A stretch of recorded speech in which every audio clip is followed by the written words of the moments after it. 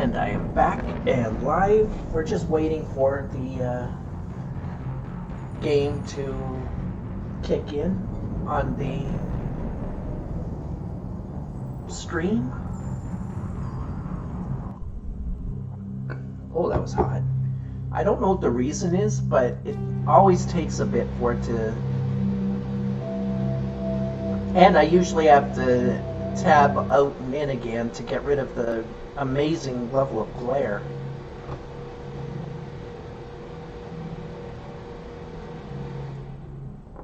But I'm just waiting for it to kick in, so I'm just going to sit back. I'm not touching anything. No hand on the keyboard.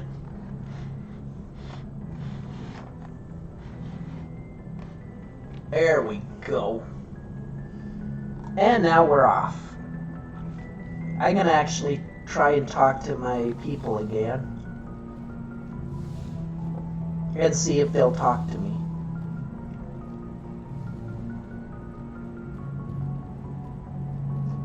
Maybe they will. If not, it's fine. They can keep their secrets.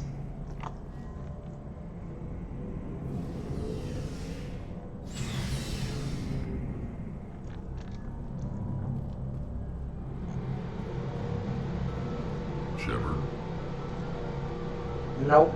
Rex. Nothing new from him. Commander? Do you have a few minutes to talk while I'm sorry, Commander. I need to get my duty squared away. I wouldn't mind talking more later, though. Okay, they won't talk to me until I finish the first, quote, real mission. I guess the DLC didn't count. Well, fine then. Be that way.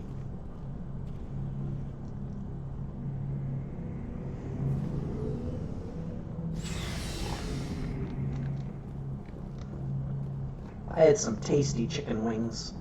It's really good.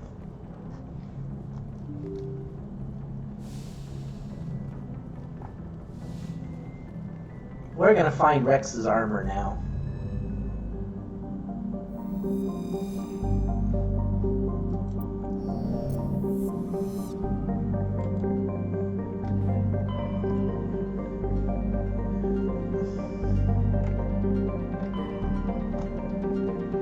I know where it is, but it's in the Phoenix system.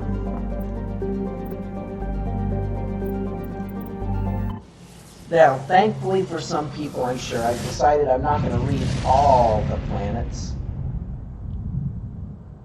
But I will stop over them just so people can see the information if they're interested.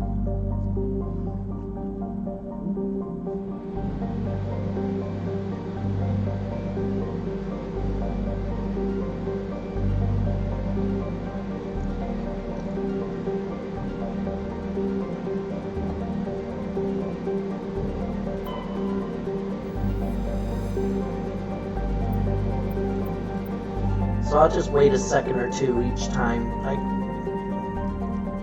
pull up a planet so we can read all the information, like pause the stream, read the information, do whatever you want with it.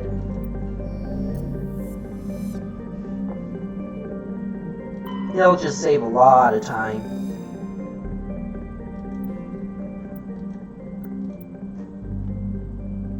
So I'll give it another second or two. That should be long enough.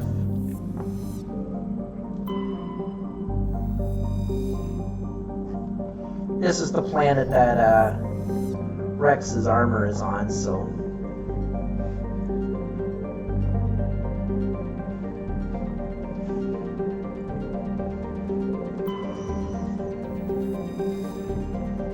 Wow, that one doesn't have anything to say. Oh, really? It's just a sentence with its planetary stats. That's kind of sad.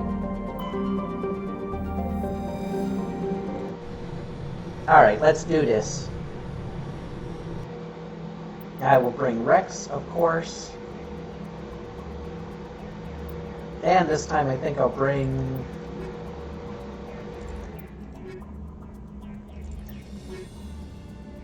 Yeah, why not? We'll bring the Terrible 2. They're not really terrible, though. They got me through a pretty tough area without too much difficulty. I could bring Caden and Ashley again. That would be interesting, but no, let's go with what we know works. I'm only going to finish this mission, and then I'm going to end the stream. But it should take me about an hour. Maybe a bit more.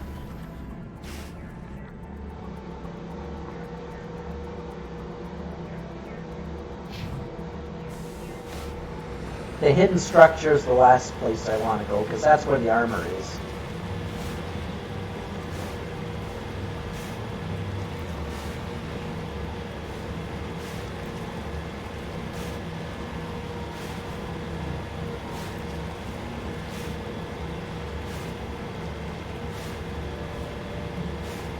And this is how you can really tell that it's definitely not a blind playthrough.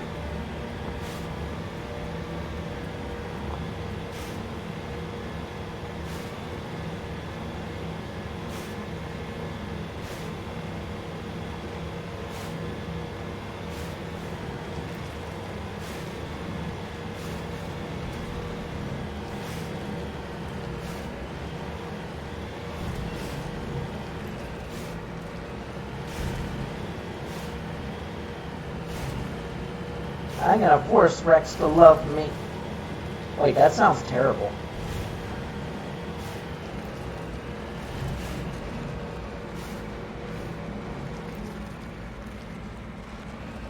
But this might make it so I don't have to shoot him later. I can't remember if that helps or not, but it won't matter. I'll have enough charisma that I'll be able to talk him out of it anyway. But that's not the same thing as my new restriction that says that I can't use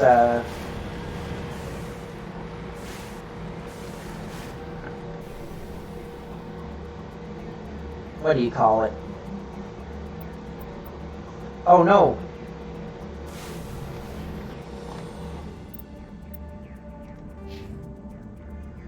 That's fine, electronics.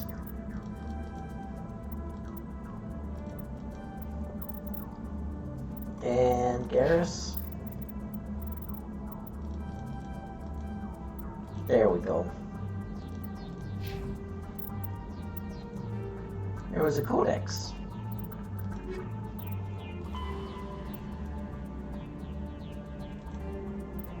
As the human race expands its territory and raises the general standard of living, demand for industrial resources continues to grow.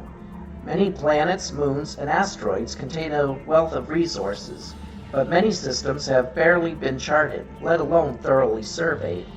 Unmanned probes are one solution, but they are often lost to space hazards, unforeseen circumstances, or theft by salvagers. In recent years, AGES, the Alliance Geological Service, has offered bounties to private individuals or teams willing to perform mineralogical surveys on the frontier. This survey data is made publicly available to further corporate development. Due to the cost of travel and the dangers of operating on hostile worlds, it is rarely a profitable endeavor. Light metals. Metals with a low atomic weight are often used in the construction of spacecraft and vehicles. Heavy metals. Metals with higher atomic weights are used to construct equipment components. The platinum group elements are particularly useful. Rare earths. Most useful materials in this category are radioactives or magnets. Gases. Various gases are required to support all known forms of sapient life. Some are commonly used as fuel. Sounds like a winner.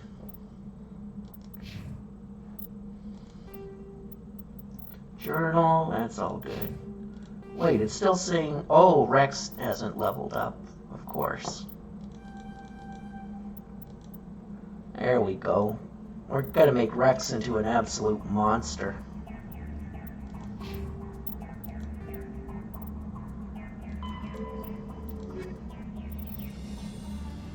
And there's our light minerals. That No, I'm not even going to do that off screen.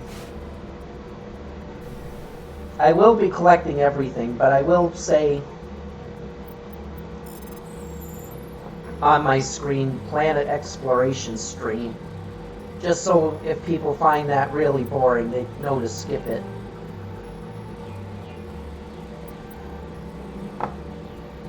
Oh, come on. Dang it.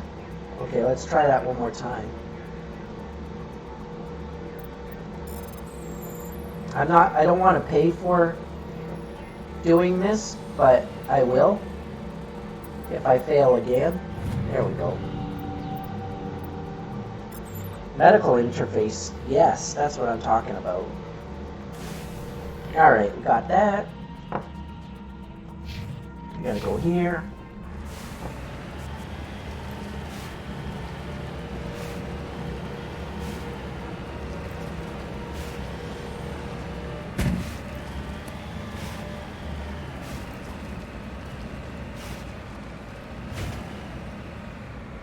Wait!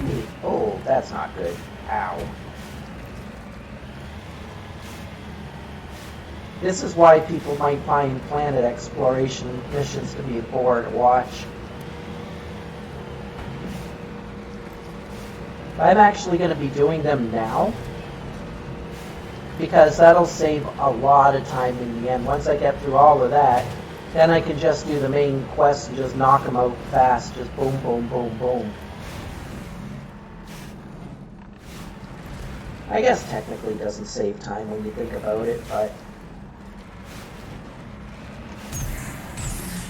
Come on, get up. There we go.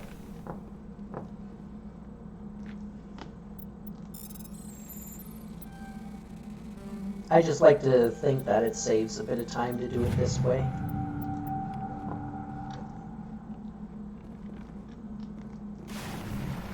And I think this is why I do quite well in the game after the Bring Down the Sky DLC. It's because I'm going to go to all the planets. I'll get a lot of experience. Most likely I'll be at pretty close to top level before I start even the first 3 planets. But that's good, because that means I can just rush them and get it over and done with.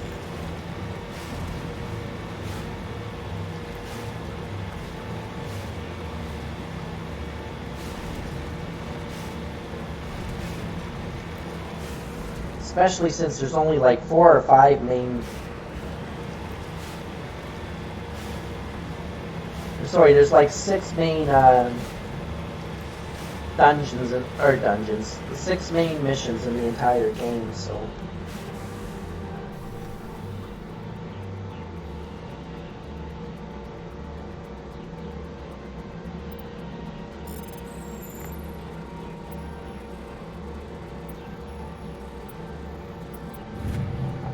There we go, matriarch writings.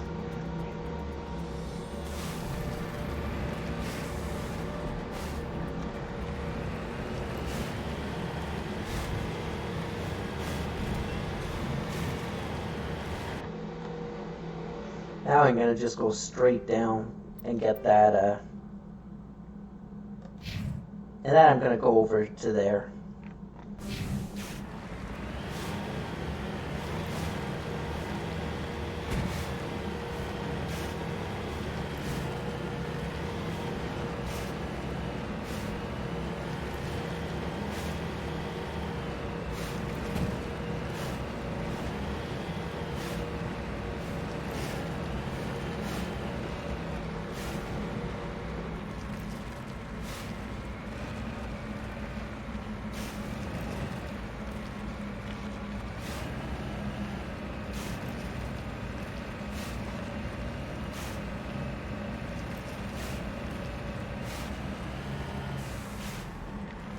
Come on, get up there. There we go.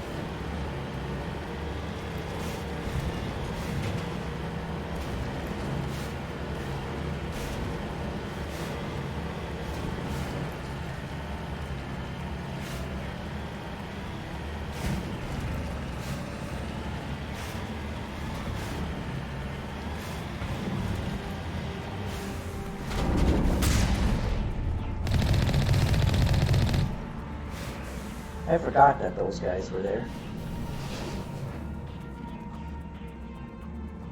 That felt really cheap.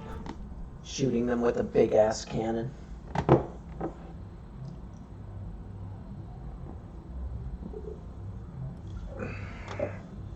Okay, as you can see, there's a lot of bad guys here, so let's let the bodies hit the floor. I know who runs this place. Have you been here before? No, but I was planning to come here before you and I met. This place belongs to a Turian scum named Ton Actus. It's a long story, but he's got something that belongs to me. Alright, I'll be right back. Just give me a second.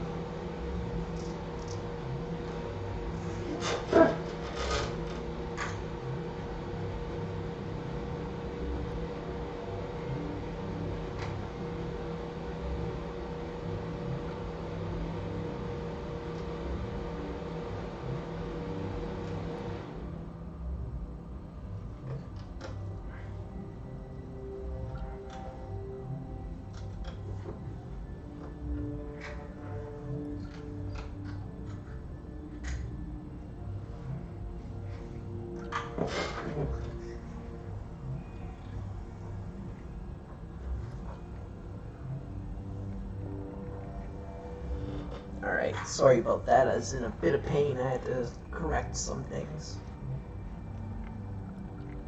Well, what is it? Family armor. It's been with us for over 5 generations. Turian military took it from my father's father after the war. Somehow this ass wound up with it. I want it back. We'll get it back. Now let's move.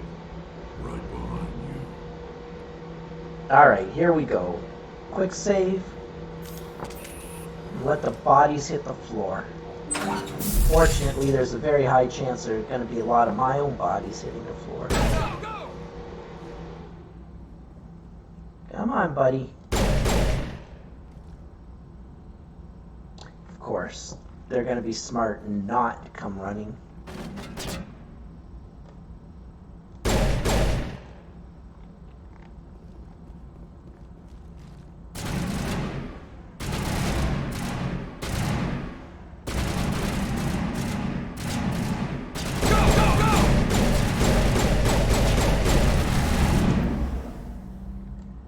Where'd you go? There you are. Let's go with throw.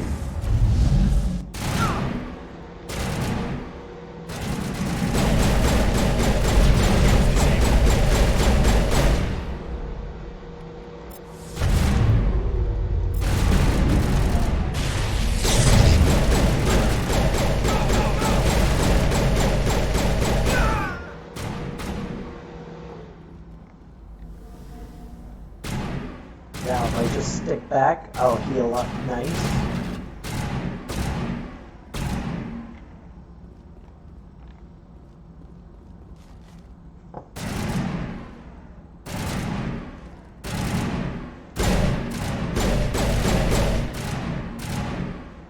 The sniper is there. I know he's there. He's too far away. Man, that sucks, because snipers are one-hit kill monsters.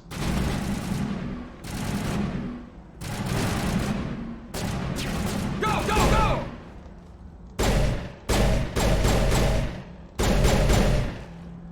Okay, I can kind of see where the guy is.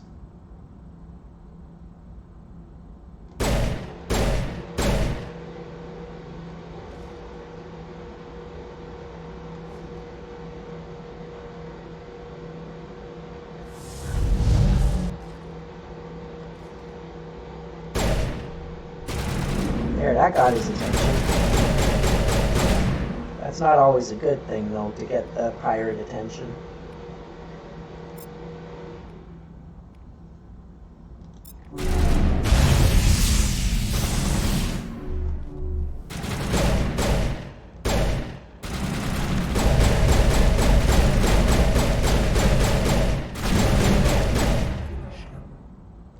got you now.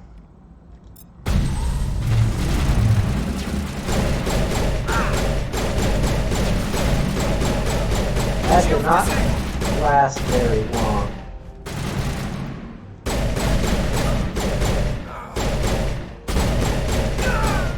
There we go.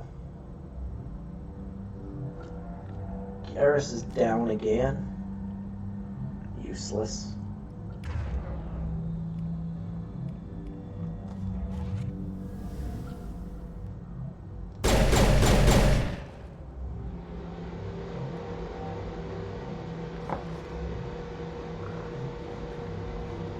The only thing I don't like about whatever is I don't have Unity yet, which means I can't res them.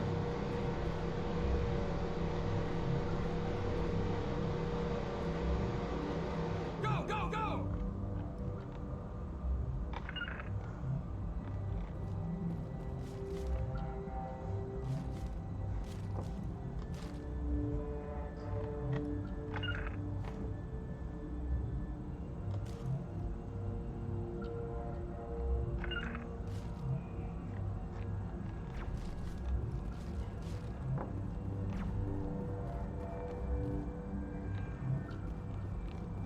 Enemy is everywhere!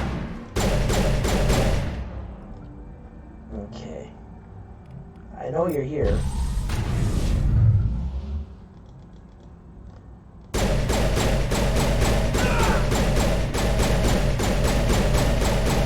Go, go, go! Wow, my lift strength is quite literally terrible.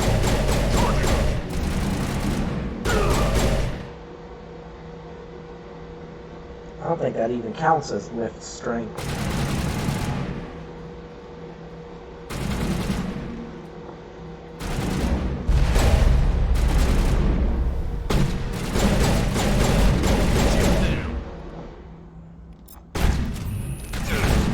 Dang it.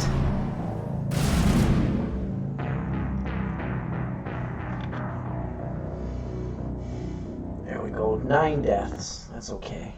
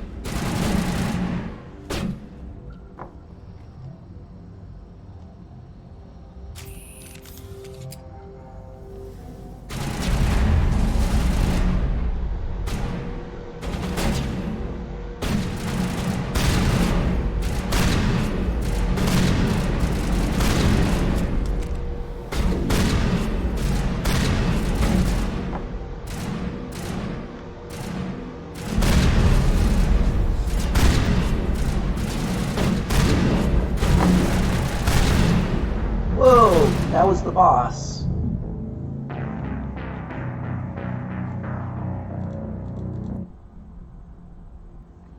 That was good. Not really.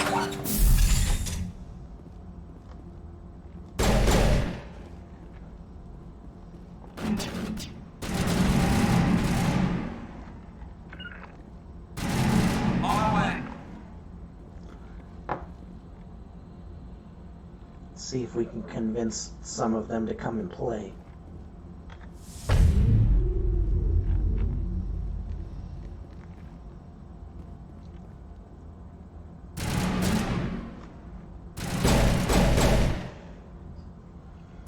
Sniper you definitely don't want to play with that way. Pirate wouldn't be so bad.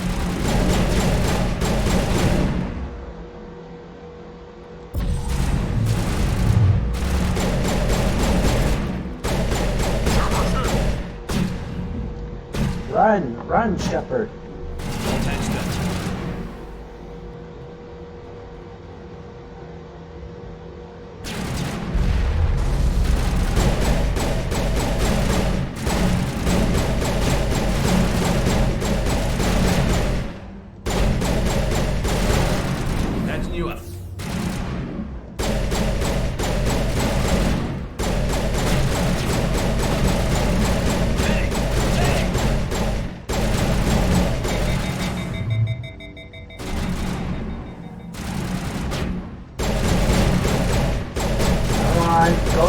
fire.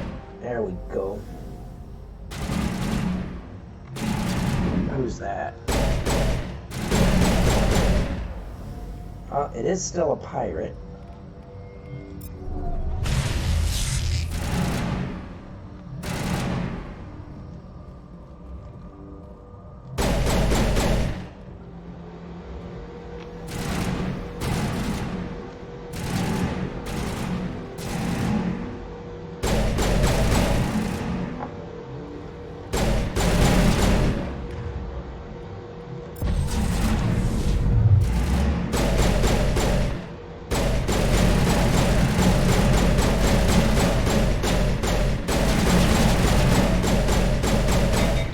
Man, headshots are not doing much to this thing.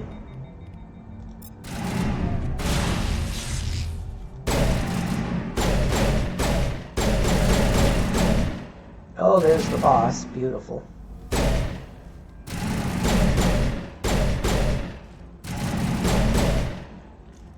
How am I going to deal with this?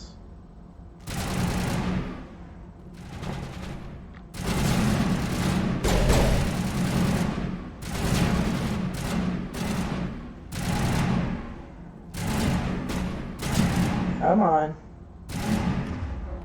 Maybe I can convince you.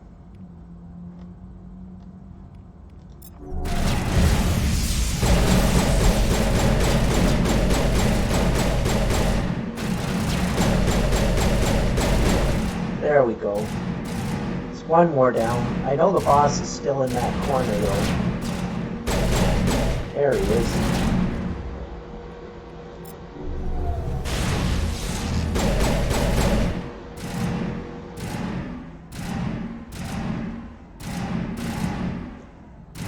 Maybe here I can hit him.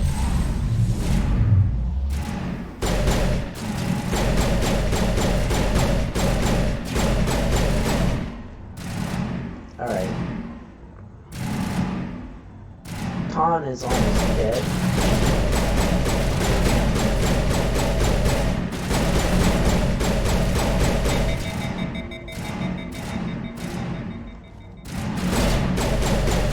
Come on. A few more hits to the skull. There we go. Ton's dead. That doesn't mean I made this significantly easier by any means. That sniper is still going to be hard to deal with.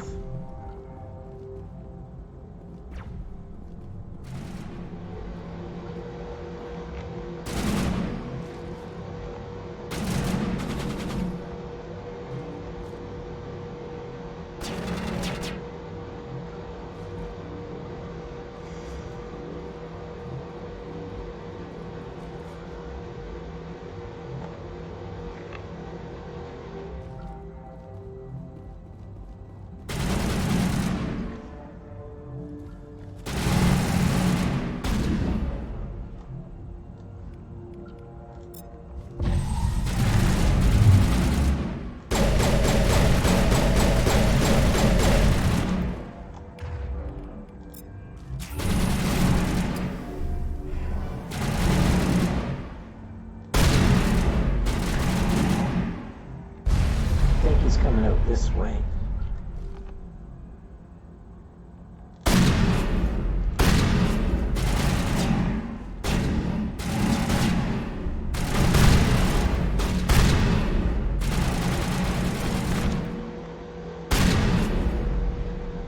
That was one good hit. 2 hits, good.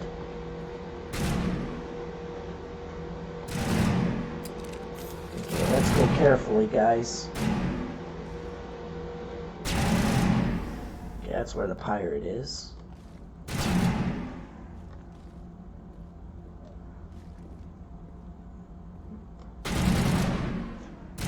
Right about here, so I should be able to... No, I can't elevate him.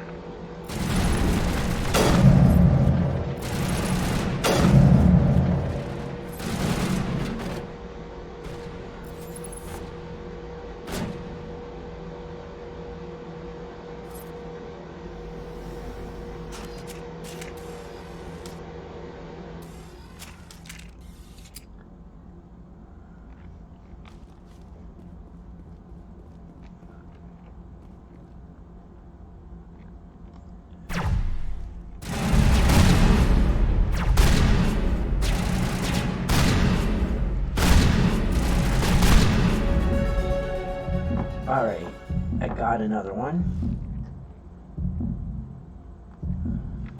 Gun is near.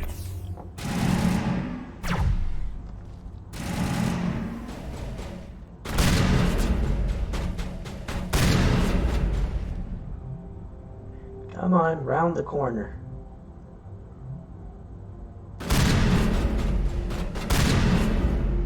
There we go. One more guy, I think.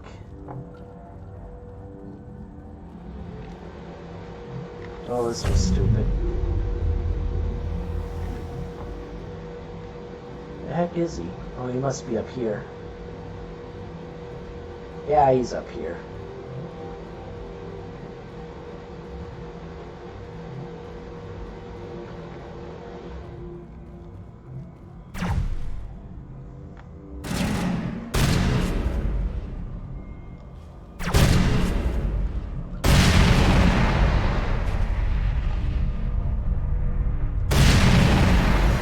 Got him.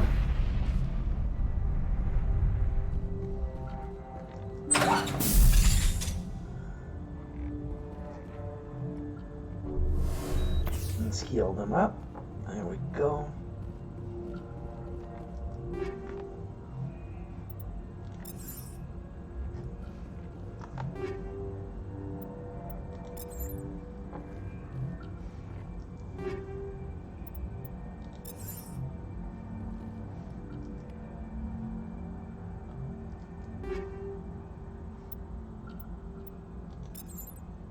Wait a minute. I guess it's fine.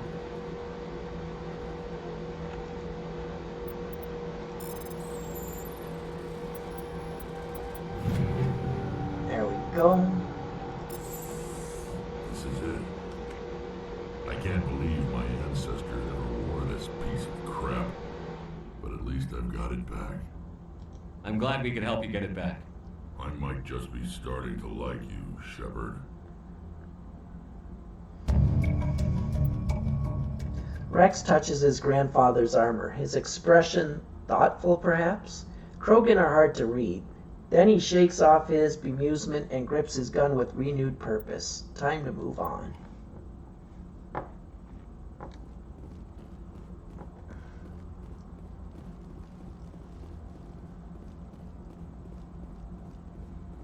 Overall, I think I'm doing alright if I've only got 10 deaths so far.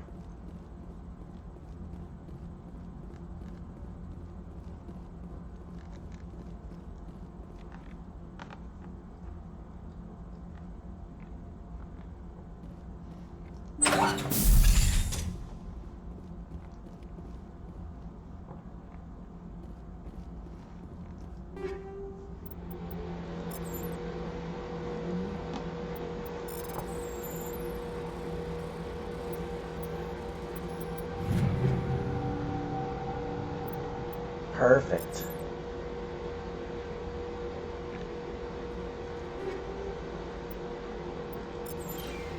Excellent. And look at all the lovely loot we got there. Now to find a good weapon. I'm not going to worry about that. Shotgun is what I'm worried about.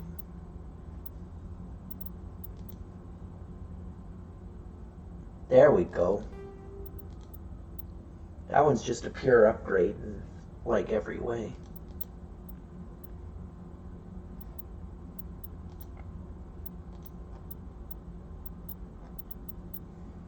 That's not a good weapon.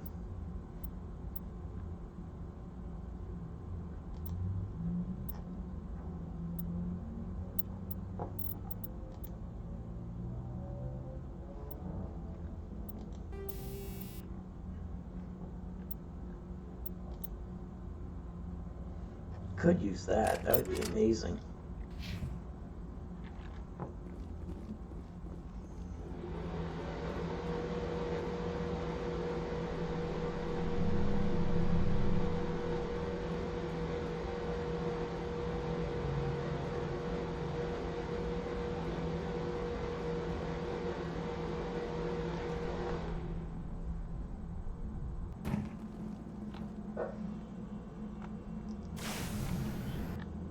Alright, That worked out way better than I thought it was going to.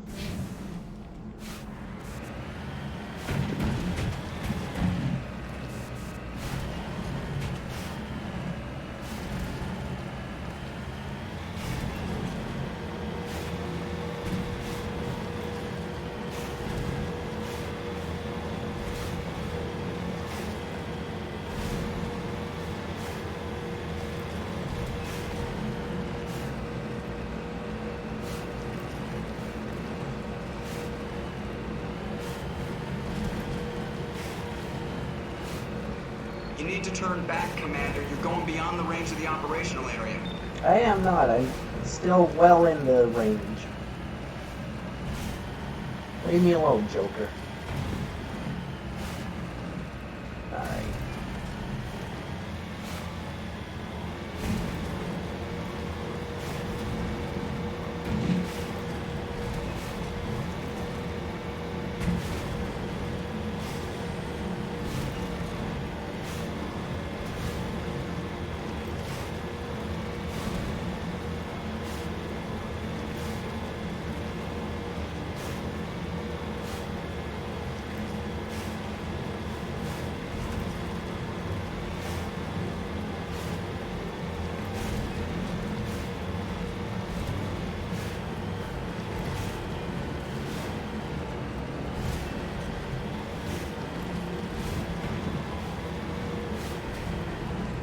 Whoa. Okay. Well, we're still standing.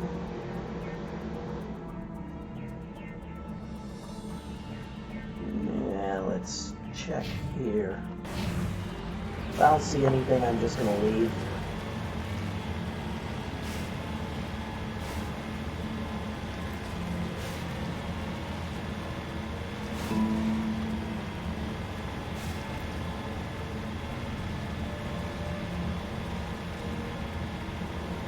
Doesn't look like there's anything here, though.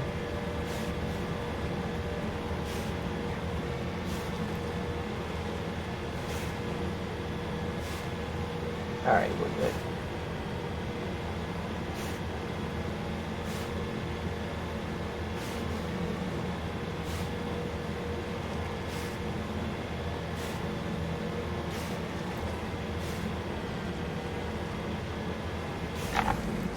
Hey!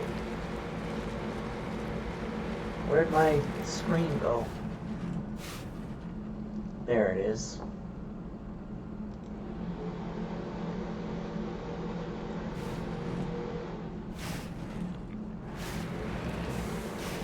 Yeah. Alright, let's take a look. No, I did drive all the way down to there.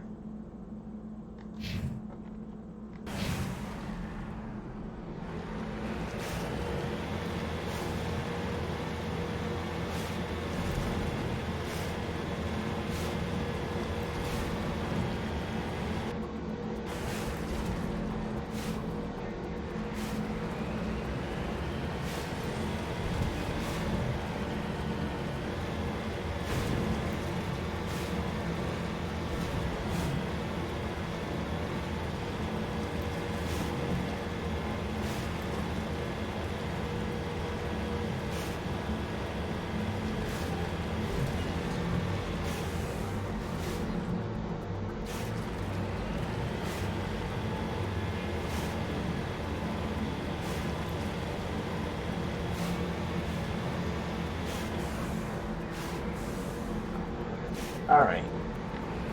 That looks good.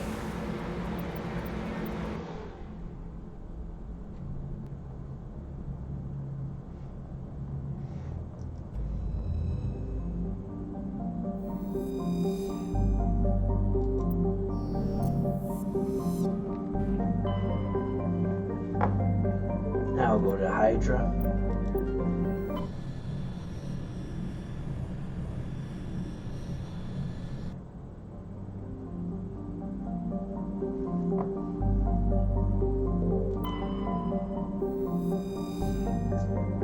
Okay, I don't really see anything there. But I'll just leave it for another second.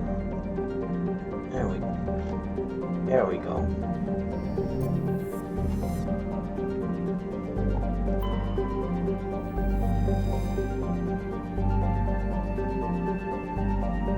I'll just do that again. That way, if anyone actually does want to see what it says, all the flavor text, as they call it, I guess, you'll want to read it, you totally can. Just pause the stream. Message coming in. Patching it through. General distress call. The Sacred Angel medical transport. Critical system failure. Losing power. An emergency landing. Cargo's. Communications failing. Life support and emergency transponder. Won't last. Please hurry. Oh, it's a heat warning planet.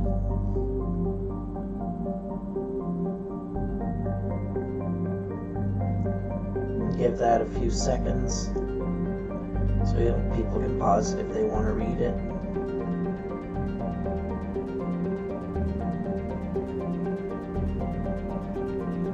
And now I'm going to land on this planet. If I remember correctly, I think there's a chance I'm going to die.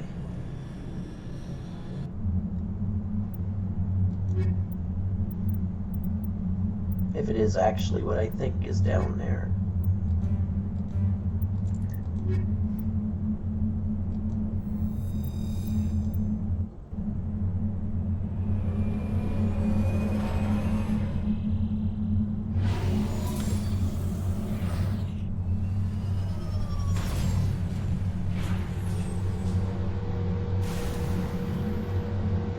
Alright, level 2 hazard. Hazards only really matter if you get out of the Mako.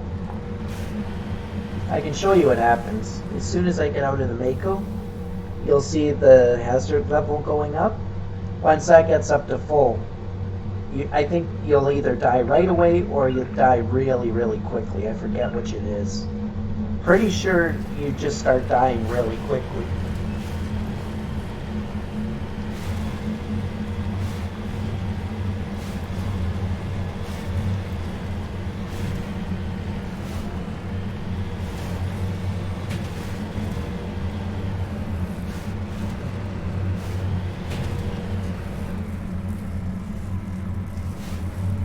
And depending on the strength of the hazard level, the faster that bar fills.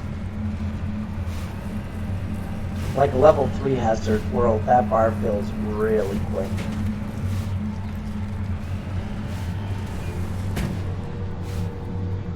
Whereas a level 1 feels like you can take a nice leisurely stroll throughout the entire planet before the bar will fill. On my way.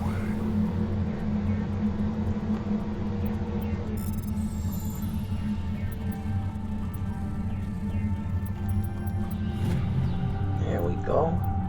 Found some thorium.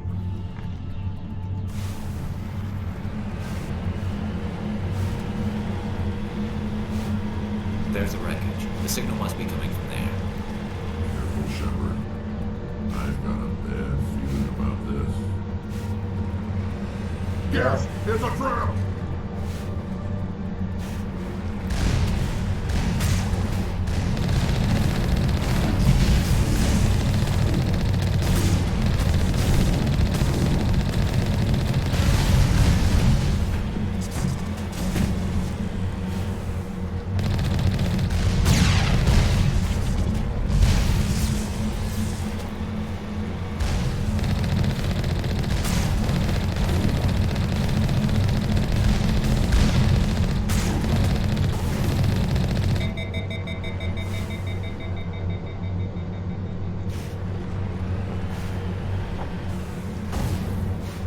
There you are. I was wondering who was shooting at me.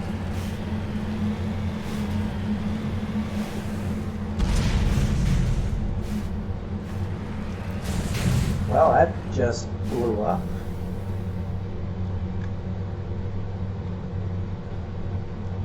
Okay, that's fine.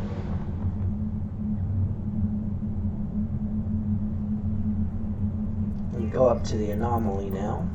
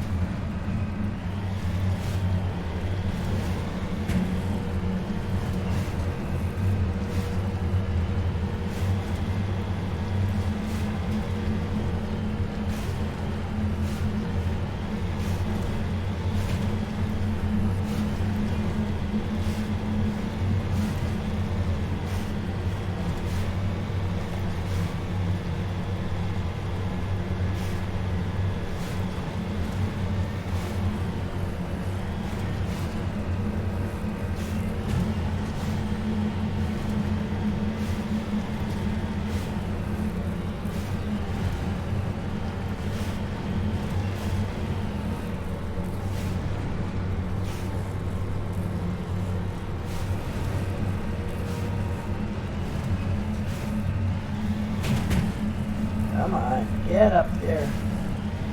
You can do it. Come on. Nope, nope, nope, not back down.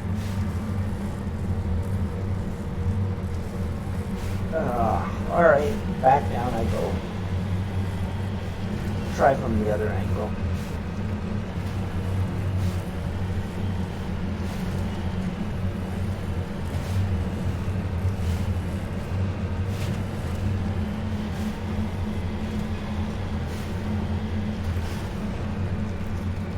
Come on, there we go.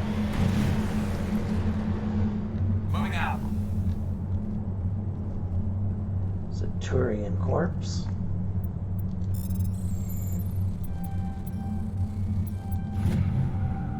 Which gives us an insignia. While searching the records, you find a very old letter stamped with the Gothis colony insignia. Unfortunately, the text is indecipherable. Yeah, because it's old. Very old. Alright, we'll go here. And we'll go to the bottom of the map there. Alright, up we go. Down we go. Whoa, come on, turn. There we go.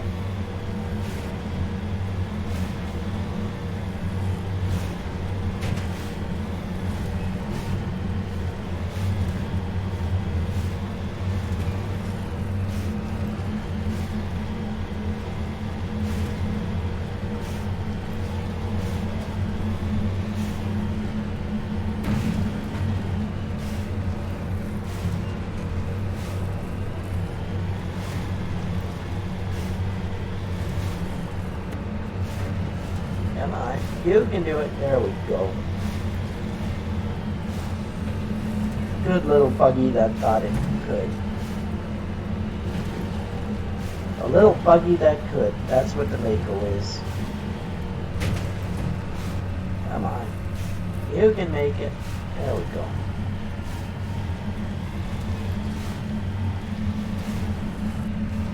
There's the thing. Go get the thing.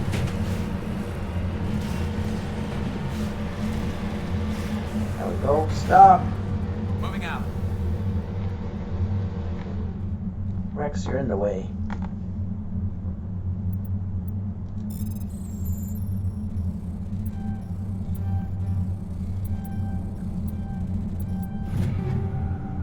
There we go. Now we're going to go to the bottom here.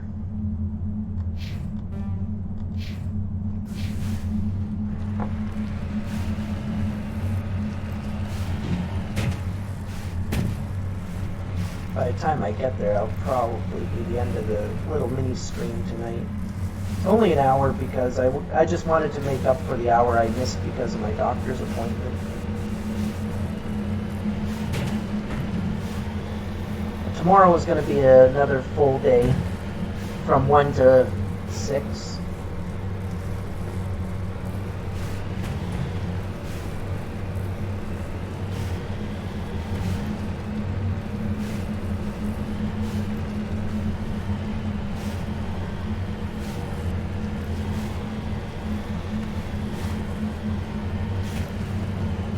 And Thursday and Friday are going to be my usual days off.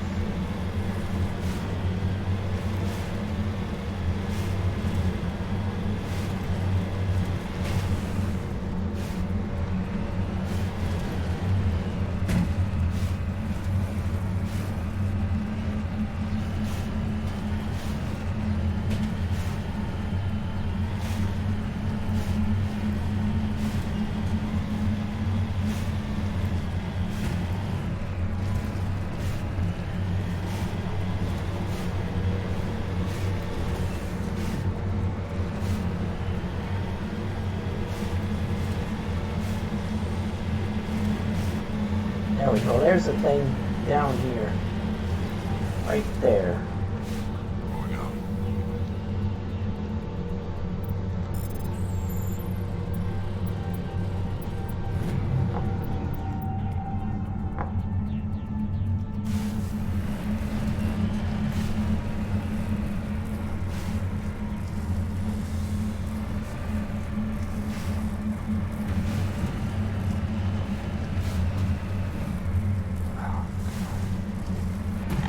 I can't get up there. Oh, I can't get up there anyway. Let's turn around. I got stuck. There we go.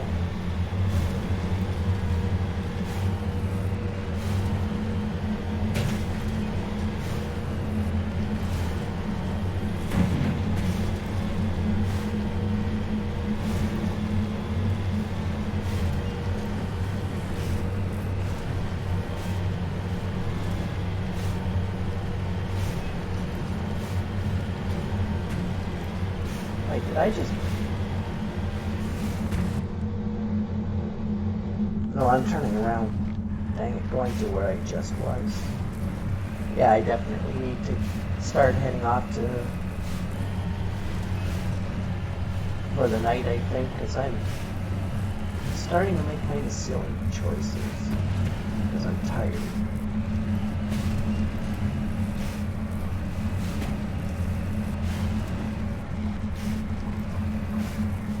Come on. Oh, get up there. I know you can do it. I've been up here.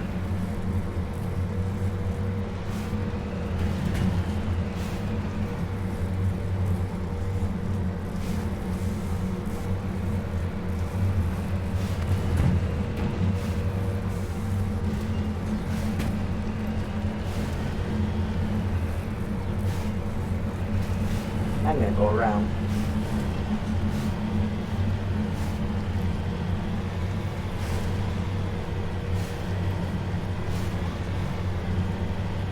There we go, I'll turn here.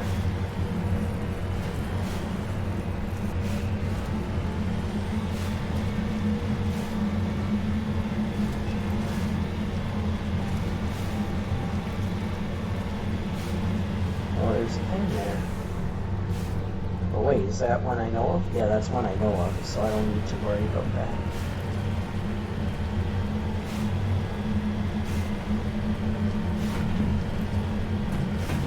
Come on, get up there. Get up there. Alright. We'll turn around. That's fine, Mako. Come on, turn. See, you can get up there. No problem.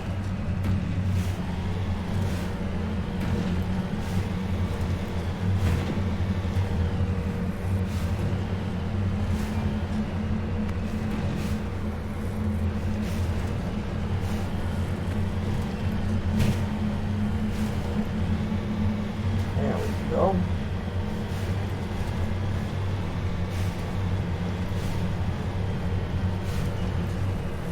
I must be getting close to that arrow. Yeah, I thought so. I was like, I've been traveling quite a bit. That arrow can't be too much further. Okay, it looks like that's clear. We shall return to the Normandy. Now I'm going to go back and talk to Rex, and I think that'll be it for tonight. And we'll get up and start working again tomorrow to get through the side planets. All the side planets. That's a lot to go through, but...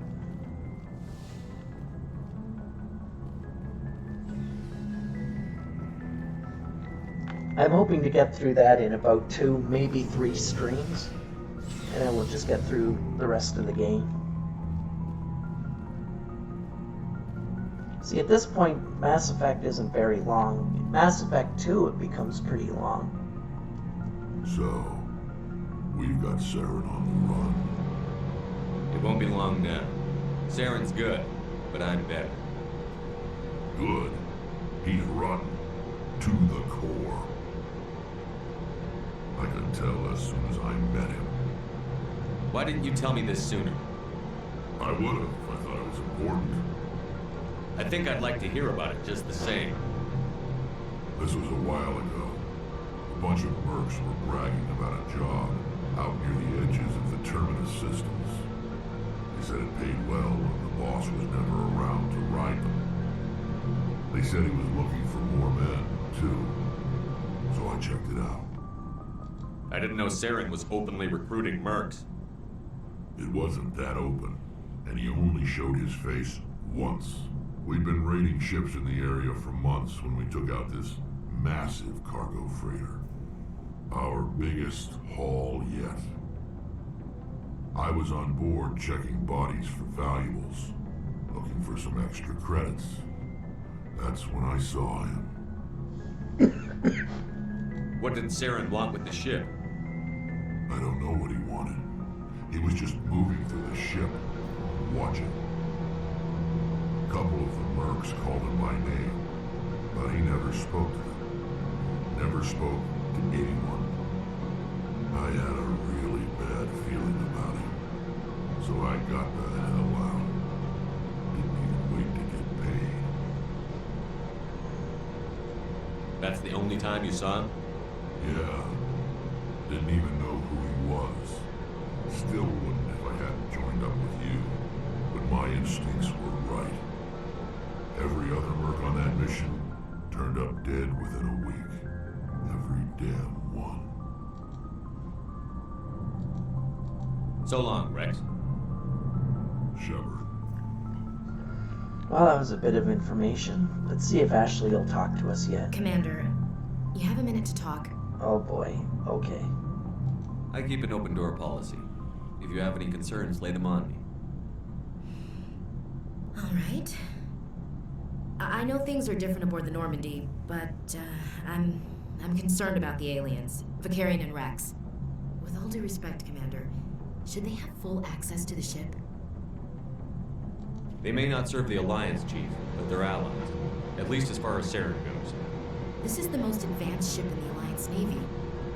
I don't think we should give them free rein to poke around the vital systems. Engines, sensors, weapons.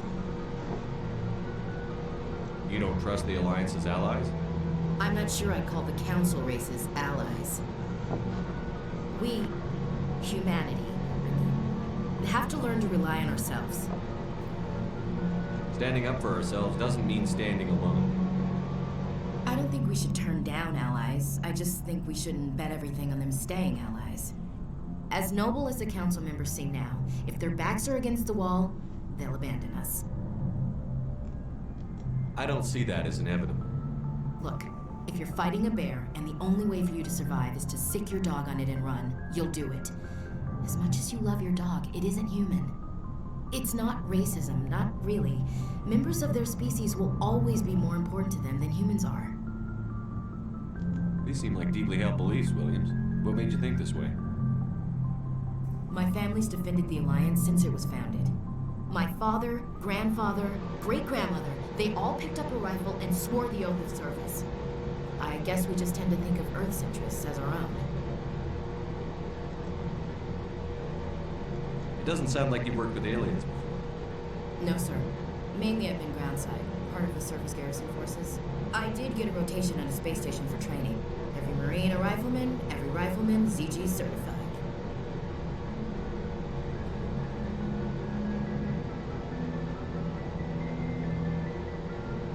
That's odd. Your record is spotless and your technical scores are exemplary. You should be serving with the fleet. Anyway, that's why I haven't served with many aliens, Commander. You're lucky. I lost my family on Mindoir. Are you related to anyone I'd have heard of? Couldn't say, Commander. I read about Mindoir. The Alliance screwed the pooch on that one. Should have had a bigger garrison. Is that why you're out here? To take the fight to the pirates?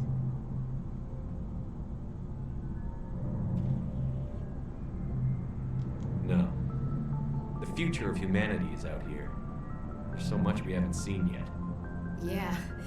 I still remember my first field exercise on Titan. When we hit mud, the reality hit me. I'm the first person who ever stood here. Then my drill instructor kicked me in the ass. I went face first into the muck. He spent the next 5 minutes chewing me out for gold breaking. Don't tell me you had Gunny Ellison. He's the only one I know who uses that word to describe shirking duty. Oh, Lord. You went to the Makapog boot camp, too? Yeah. Gunny Ellison's still reaming out recruits down there. Kicking ass and using words like inveigle and pusillanimous.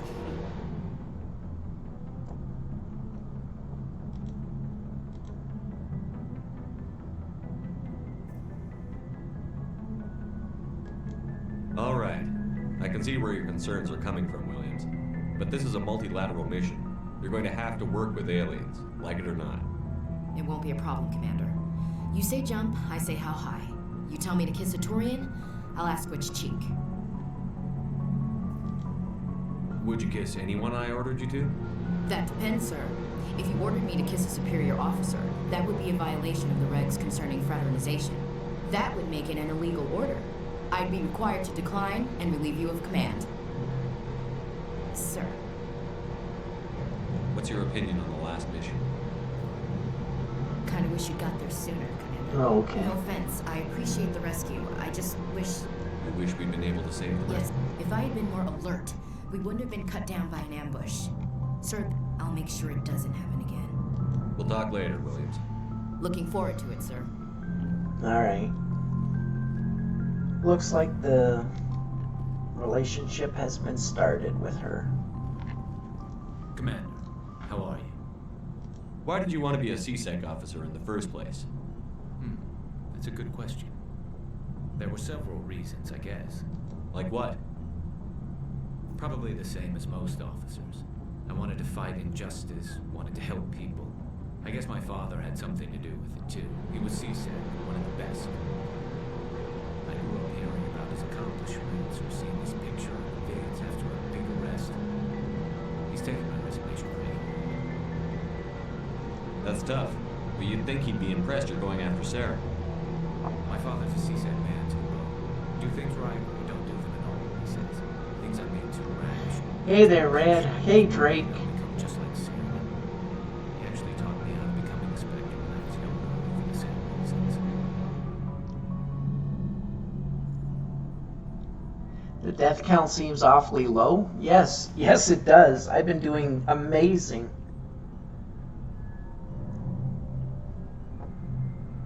You were asked to be a Spectre? I couldn't be I happier, was but targeted as a possible Spectre candidate. Me and about 1,000 other Turian military recruits. I could have received special training, but my father didn't like it. I could make He the game despises even Spectres. harder, He but... hates the idea of someone having unlimited power. No accountability. And yes, I am the I goober. wouldn't like you, Commander. No offense.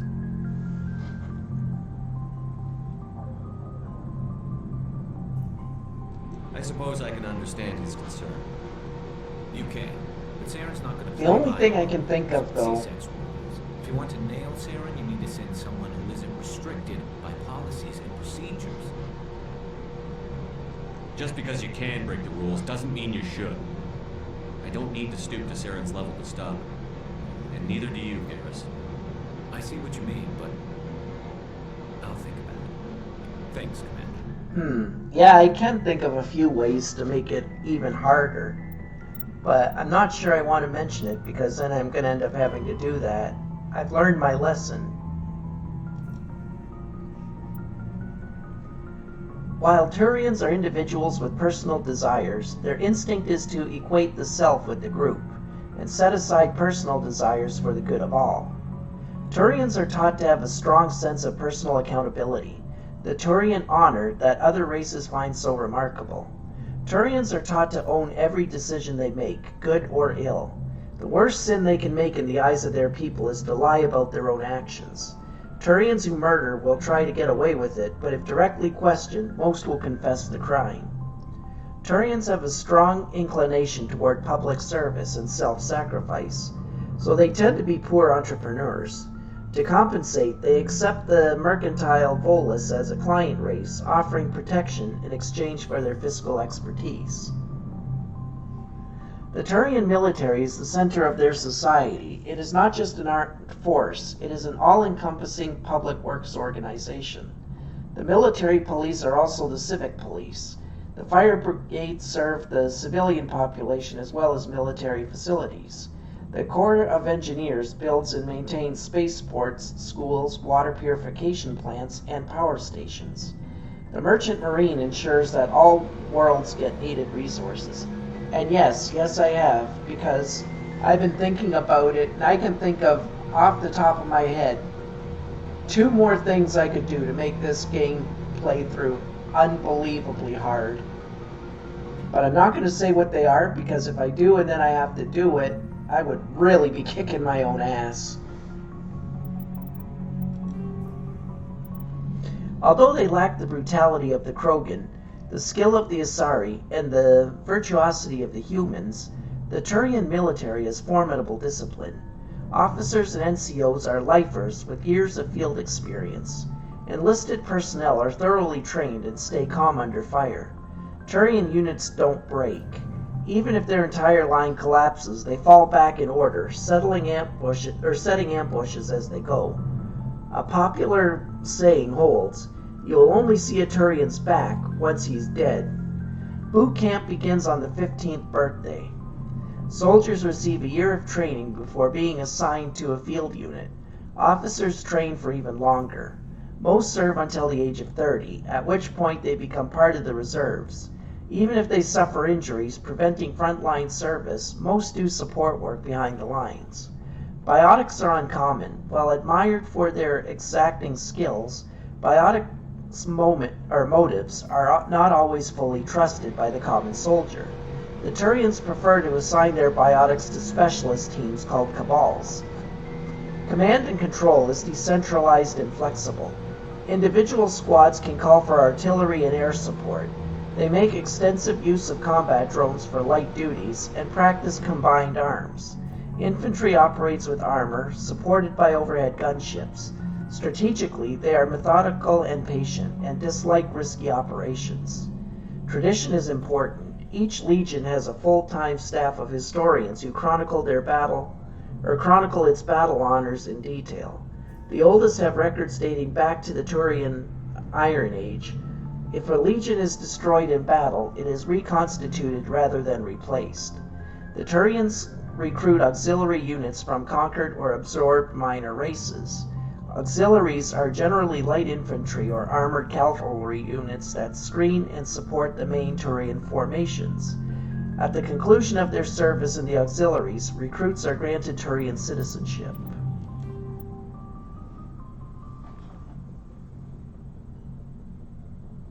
That's the point of this run, though.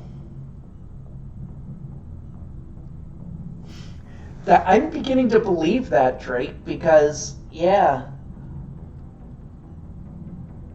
the way I thought to make it harder would make this game almost borderline impossible. Well, not true. It would make it really, really, really tough, though. The only reason I'm not mentioning it is because I'm a completionist at heart, and doing it the hardest way possible would hurt me more. Yeah, that's about right. At about the time the Solarians and Asaris were forming the Council, the Turians were embroiled in a bitter civil war, the Unification War, as it was later named. Began with hostilities between the colonies furthest from the Turian homeworld, Palaven. These colonies were run by local chieftains, many of whom had distanced themselves from the hierarchy. Without the galvanizing influence of the government, the colonies became increasingly isolated and xenophobic. Colonists began wearing emblems or facial markings to differentiate themselves from members of other colonies, and open hostilities became common. When war finally broke out, the hierarchy maintained strict diplomacy and refused to get involved. After several years of fighting, less than a dozen factions remained, and the hierarchy finally intervened. By that time, the chieftains were too weak to resist. They were forced to put an end to fighting and renew their alliance to the hierarchy. Though peace was restored, it took several decades for animosity between colonists to fade completely. To this day, most Turians still wear the facial markings of their home colonies as a point of interest. The Turian term barefaced refers to one who is beguiling or not to be trusted. It is also a slang term for politicians. Well, politicians always need more. It's your fault you're friends with a sadomasochist. Yeah, apparently, but that's okay. I don't mind.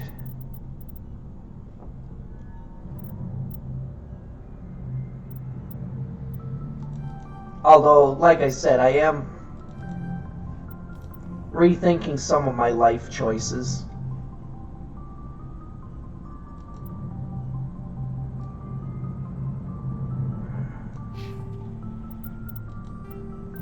Alright.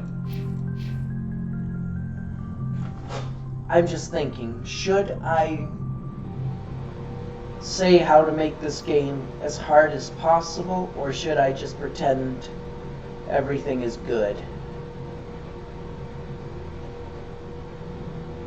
Screw it. I said I wanted pain, so I'm gonna show you how to make this game hard. What I'm gonna do is I'm not gonna do any of the side missions until the end of the game, which means I'm gonna have to go through the main story very low level in comparison to where I normally am. Oh, hello, Shepard. Are you okay? I don't know. Your ship is amazing, and your crew's been really great to me, especially your chief engineer. But I just sort of feel out of place. The Normandy runs so smooth, it feels like we're not even moving. And the engines are so quiet. How do you sleep at night? The silence wakes you up? Back on the flotilla, the last thing you want to hear is silence. It means an engine's died. That's just fucked up. Do the sides along with the main. I'm I guess not you that don't have to cool. worry about that here. But old habits die hard. But it's more than just the silence. This ship feels so empty. It's like half the crew is missing. Back home, I couldn't wait to go on my pilgrimage. I couldn't wait to get away from the crowds. Now that I'm out here, I kind of miss Yeah, them. Drake, you have no idea how bad it would be for me to try to get through all of the main quests right now at the level I'm at. I mean, how do I word this? I think it's doable, but I also think that it would be levels of pain that I don't think I've ever experienced, especially for being on insanity difficulty. Sometimes we don't appreciate what we have until it's gone. That's true. I'm starting to wonder if that's what the pilgrimage is really about. It's given me a whole new perspective on my people and our culture. You know, there's always a few who go on their pilgrimages and never return. I always assumed something bad happened to them. But maybe they just wanted a different life. You do plan to return to the migrant fleet, right? I could never abandon my people, Shepard. I will go back eventually. But we have to stop Saren first. Otherwise, I might not have a home to go back to. Alright, now she just I should go. goes back through her See you same later. regular spiel. You know what? I'm going to show you one main quest right now to give you an idea of how rough it would be.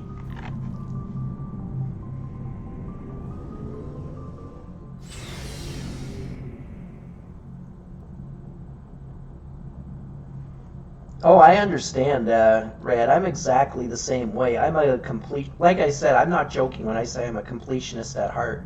Drake can back this up. Anytime I do a game, I 100% that game. I can't leave things undone. It's actually why I had a death yesterday, because... Or on the stream, because even though I finished, if you want to call it that, my stream without a death, I missed a quest where I locked it off and I wouldn't be able to do it, and I couldn't handle that. I was like, nope, I can't do this. It's like I need to go back and make sure that quest line isn't blocked off, or it's gonna drive me physically insane, like sick to my stomach.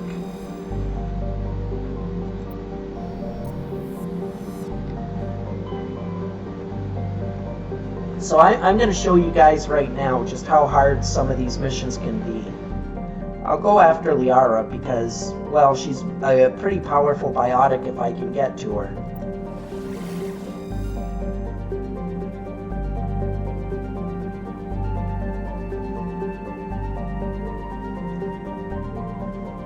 Yeah, I think so. I think Razormane is insane. I think it's taken me, what? If you take away the maybe 6 months where I was away, and just focus on how long I played hardcore, it took me about 3 years now to get where I am.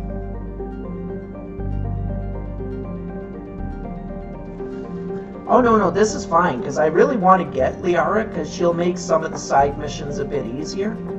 But it'll give you an idea, because this is going to be the easier of the 3 main missions. It's one of those things where I think I can do it, but it's not going to be very pretty.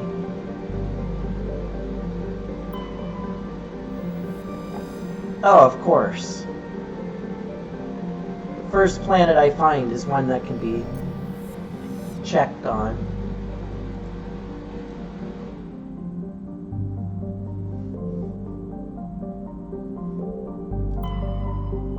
That's okay, I'll do it. Level 1 pressure hazard. Why did that pop up? Stop being a pain in the neck, computer.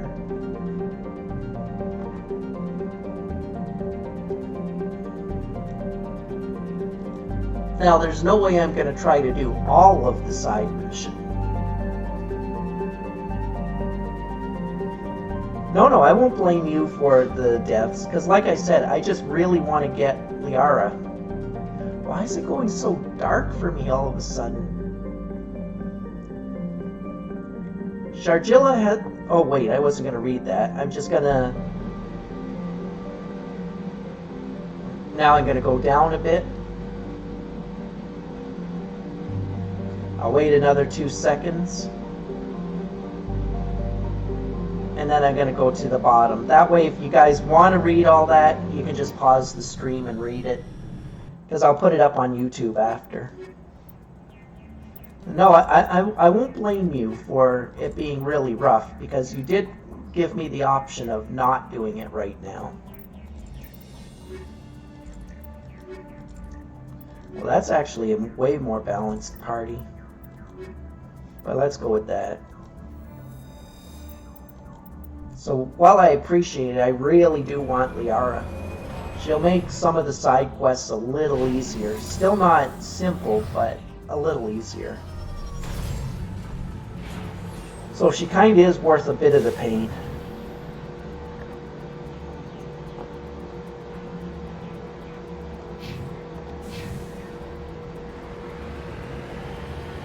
But after that, I'm not going to go try Pharaoh. Show you how hard it is by trying to do Pharos or Novaria. Because at the level I'm at, I think I could get past them, but no. It would be an absolute nightmare.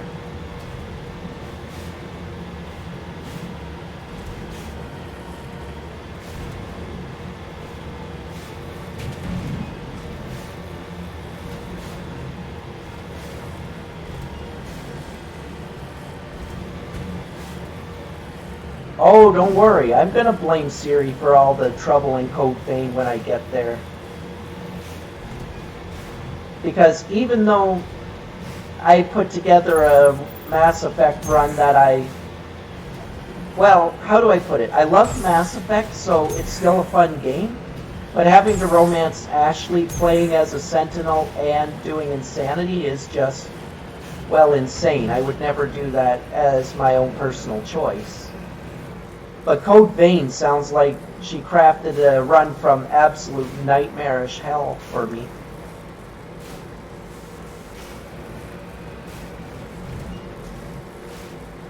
Oh, beautiful.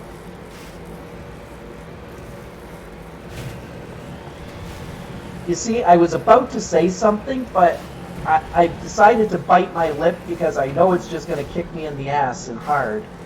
So I'm not interested in saying the comment.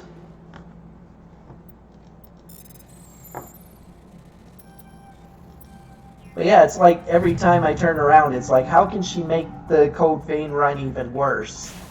And it's like, oh, never mind. She found a way. She's found 2. Beautiful. Beautiful. That's what I want to hear.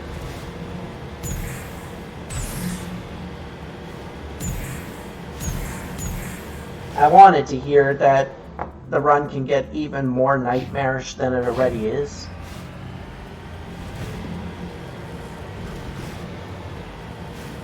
I have this strange feeling that I'm just going to be crying by the end of Code Vein.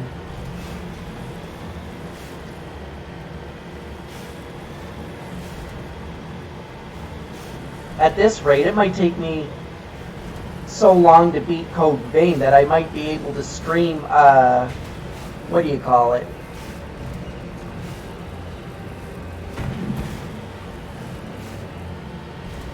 No, Siri is a person, Drake.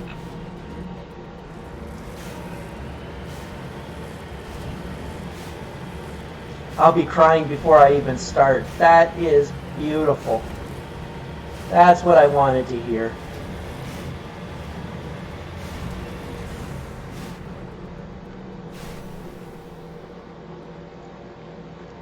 Code Vein is going to break me before I even get there.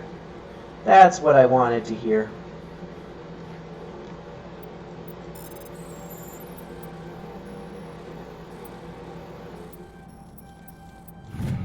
I don't know if you know what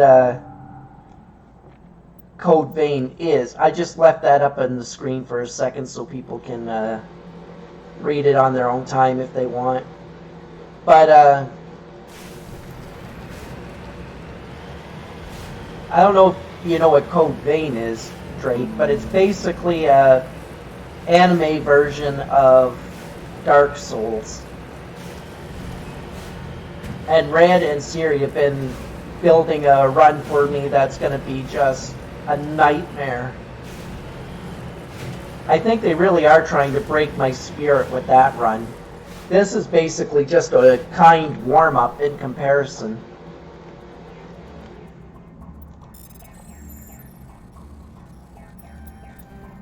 I'm pretty sure by the end I'm going to actually prefer to do this run again. I'll be like, please, just let me go back to the nightmare of the Mass Effect 3 run with Ashley.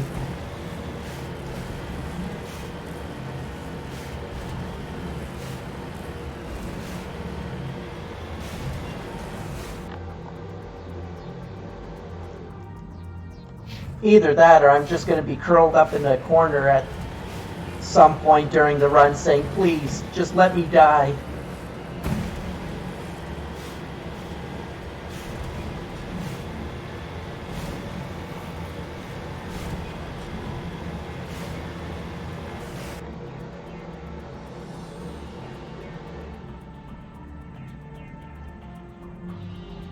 Yeah, the run is going to be levels of uncomfortable that I'm not sure I'm ready for.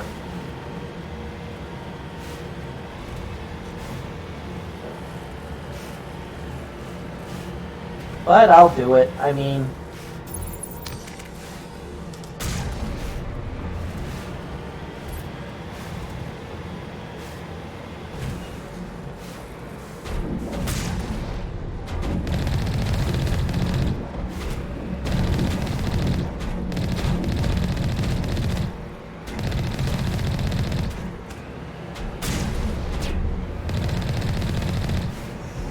wahaha.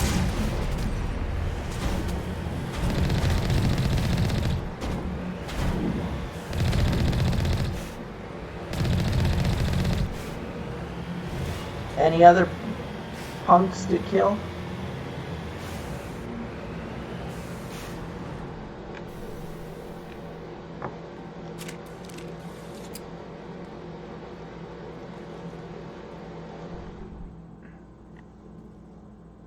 Alright, I think I did a goober mistake.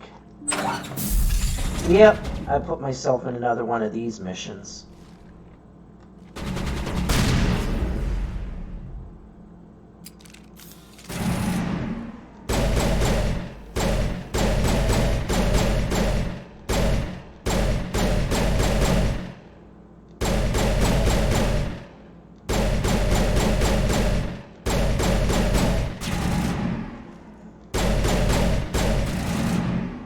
Oh, this is gonna be fun.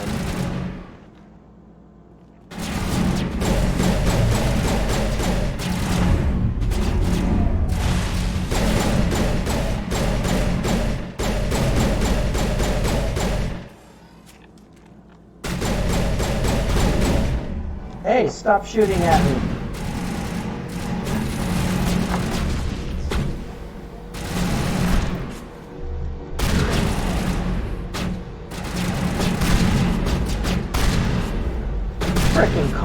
Frickin' Krogan.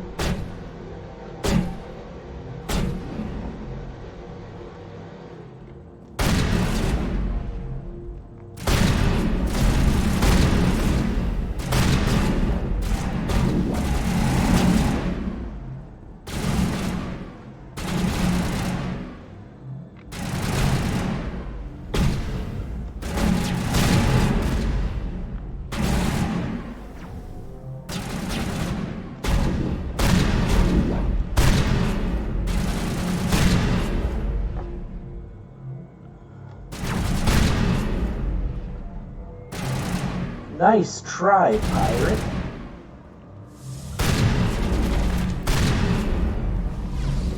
Good to go.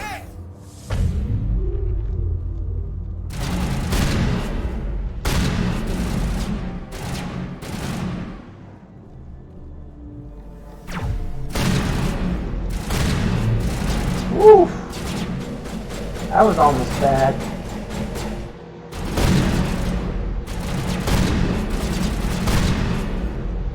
Sorry, slavers are not fun.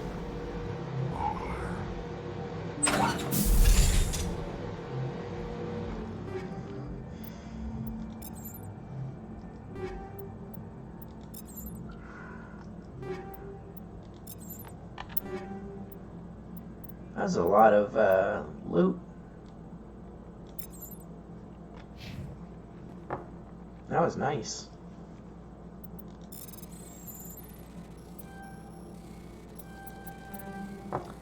Dang it. Dang it. Dang it. Here we go. Jeez.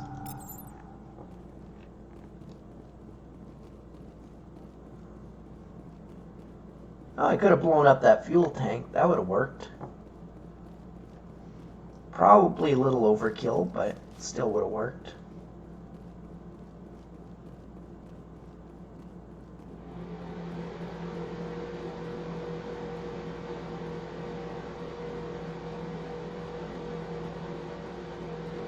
This definitely isn't the planet that Liara's on, though.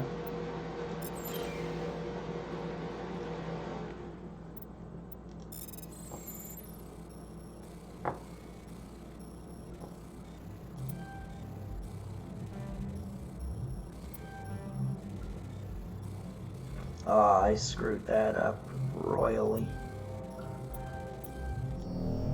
Yep. Well, at least I get a second try.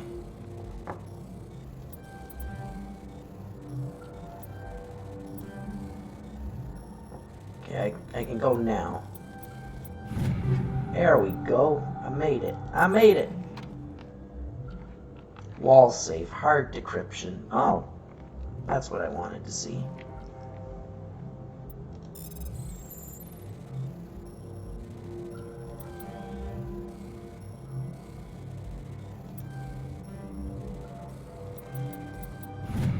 There we go. Perfect.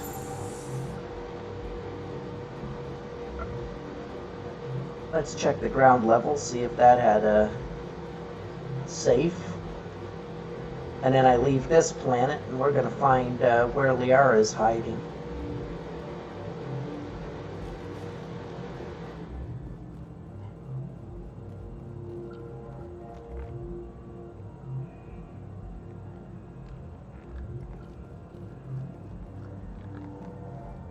Oh yeah, I was just in here.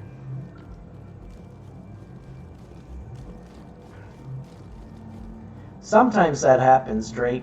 There's some companies that do multiple products, like movies and that, and games.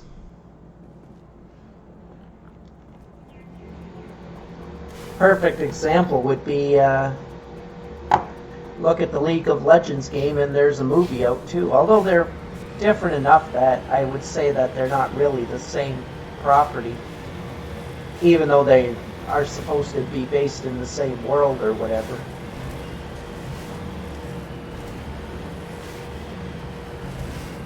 Although Star Trek Online is supposed to be written and that by the same writers that are currently writing Star Trek shows, so that's supposed to be pretty much the same, so I don't get that one. Come on, get up that hill. Get up, you little engine that could. Get up there. Good little Mako. I knew you could do it.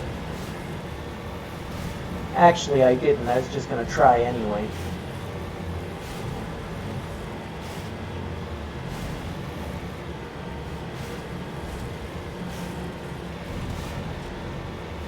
Alright.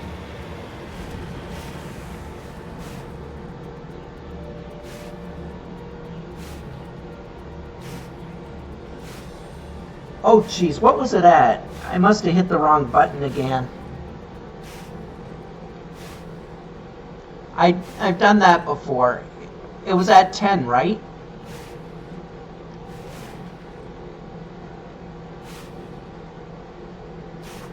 I think it was at 10.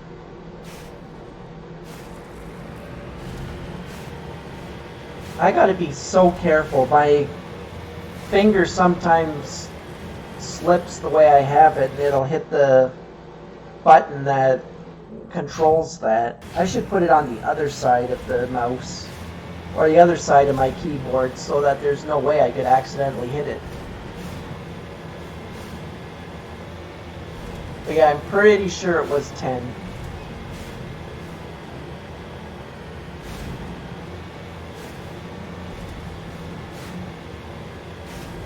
That'll be the second time I've done it. Thankfully, Red has been there to correct me both times. Because I wouldn't have even have noticed until I got into a death, and then it would have confused me. Because I'd be like, wait, 0 deaths? No, that's not right. What the heck death am I on now? Because I would know that it's definitely not 0 deaths. I'd be all like, I was doing good, but not that good.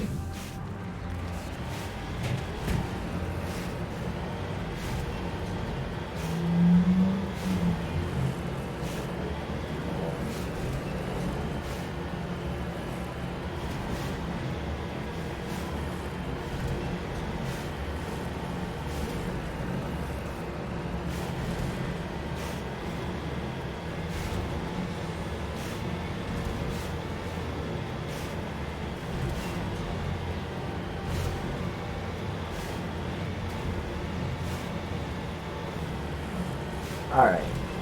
Turn. I'm gonna go straight down, and then I can go find Liara.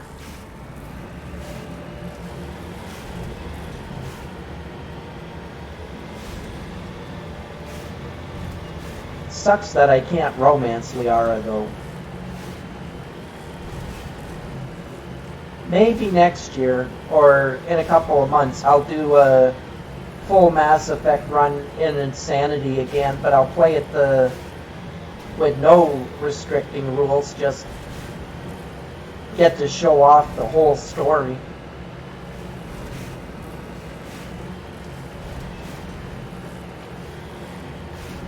But I kind of wanted to do an Ashley run at some point anyway, because she's like one of the only people I haven't romanced, because I generally consider her nuke fodder.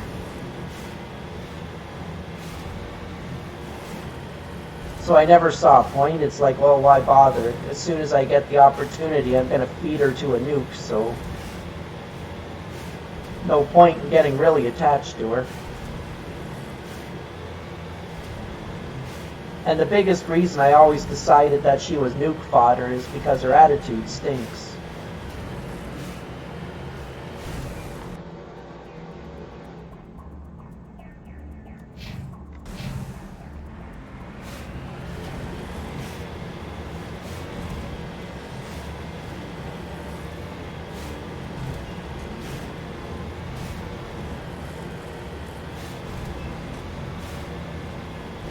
this is the only part that some people can find boring, is to get as much experience as you can so that you aren't, you know, completely destroyed on your runs. You got to pick up all these little minerals and that.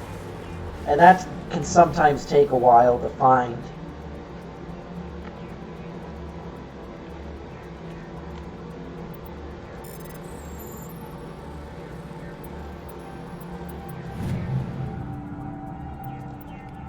Because even though people have basically told me I'm wrong about it, it feels like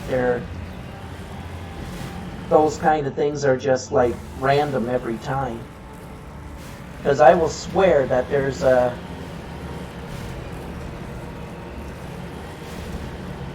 like a node in a particular place. I'll go there and it's not there, and I'll be like, what the heck?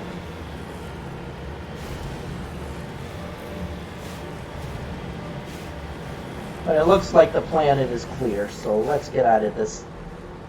Let's get off this world.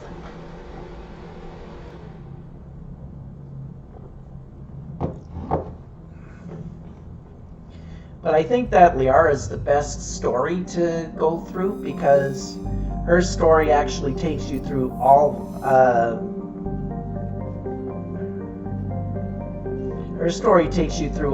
the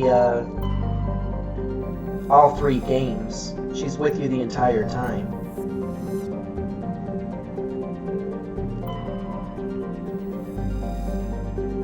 Which isn't true for any of the others.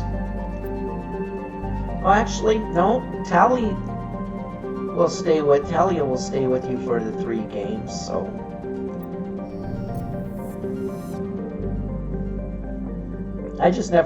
I did try to romance her once, but I did it before they did the Legendary Edition patch.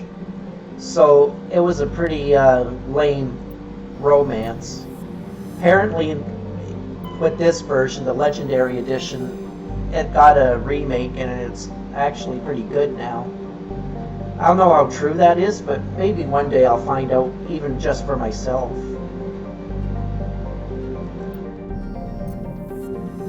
Alright, did I check Polar? Yeah, I did. That was the one where I was scanning it. And I did just check that, so. She's not in Artemis Tau. I think she's in Sparta, so I'm going to go to Athens first. I'll know which planet she's on the second I see it, because you'll see like a little picture of a ruin instead of the planet. It wouldn't be on this planet, it's way too close to the sun.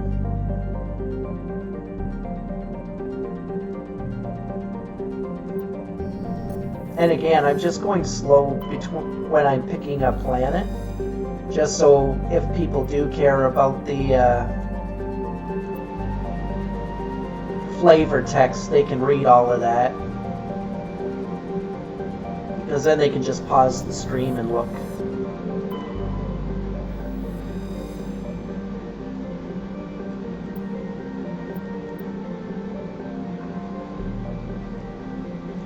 And since no one really watched the first Mass Effect run I did, well, I just read everything for every planet.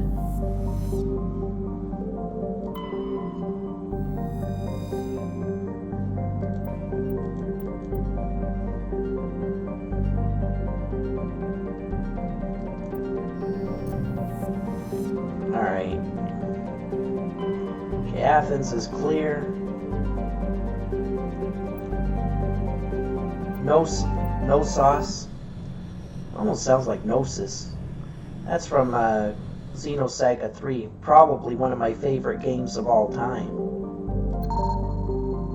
Well, Xenosaga is one of my favorite series of all time. I would absolutely play that for people, but I can't. Because it only ever came out for a PS2, and I don't have a PS2. My brother has a PS2, but I don't have one. I guess I could borrow it and play the series.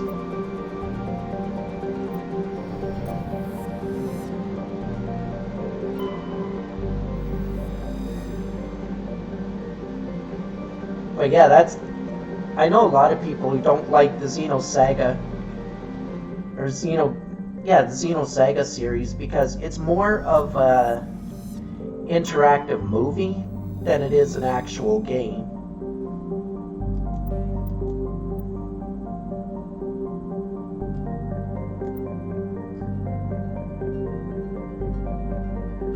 Okay, yeah.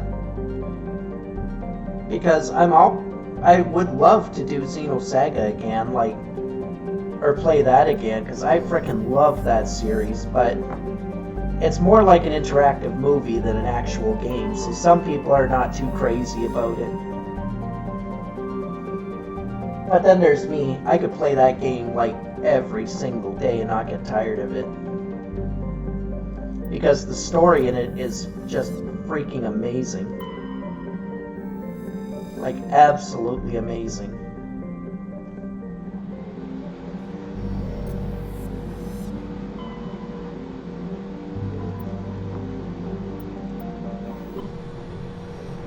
And I could make a challenge run for that one too. The only challenge would be that whenever I have Cosmos, I just don't use her. I just don't put her in the party. You have no idea how hard that would make that game. Because Cosmos is just unbelievably overpowered in that game. In fact, it's funny. Even though she's like one of the main characters you see on the box, they try to give you actual use of her like very, very, very sparingly, like very rarely. And I get the reason, because when you put her in the party, it's like you just win. That's all there is to it. You can't really lose with her. All my toughest fights in the game that have really pushed me to my limits are fights where I don't have Cosmos. Anytime I have Cosmos, it's like, well, it's a boss fight. Oh, look at that. The boss is dead. Moving on.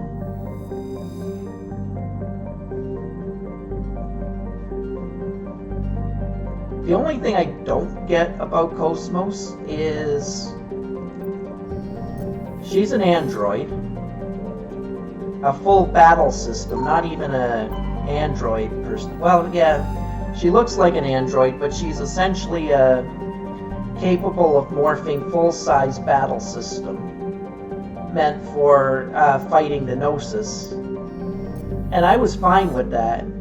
But then every single time they did a new, what do you call it? A new game, like Xenosaga 1, then they did Xenosaga 2, and then Xenosaga 3. Each version of it, she got either bigger or more fleshier looking boobs. And I'm like, but she's an android. What does she need boobs for?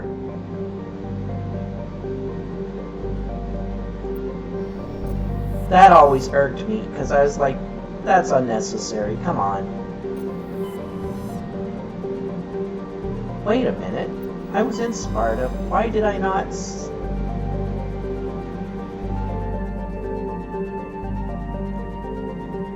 Where the heck is she hiding?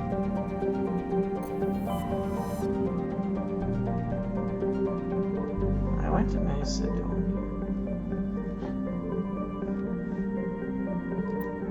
I know she's in this sector.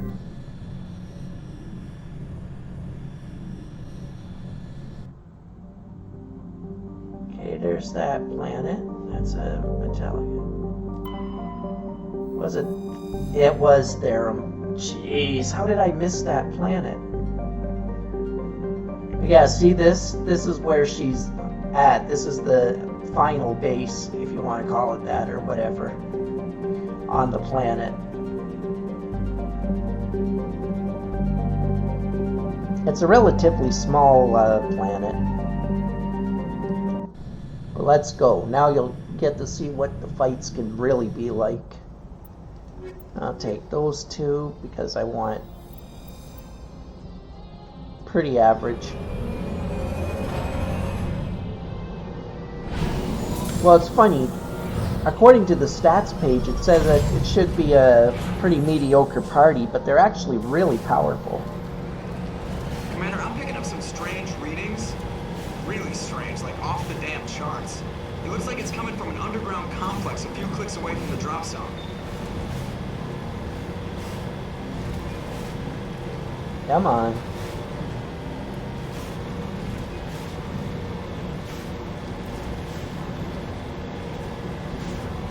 Doop-a-doop-a-doop. I gotta be careful. Because rounding one of these corners, we get into a nice, good firefight against, well, another tank.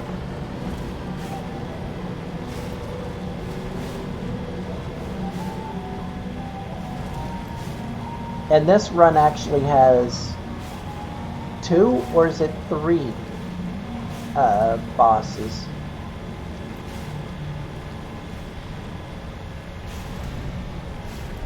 I think it's 2.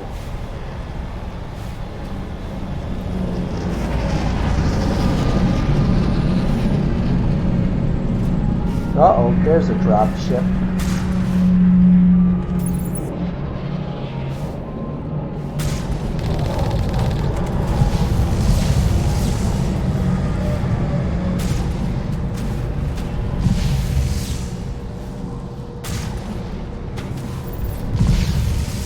Come on. Stop hitting me.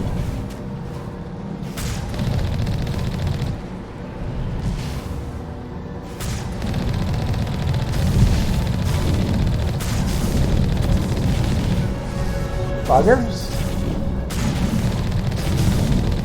Oh, come on. Seriously? Your shields... Your hit points were gone. You had to have, like, maybe 1 hit point. That doesn't count.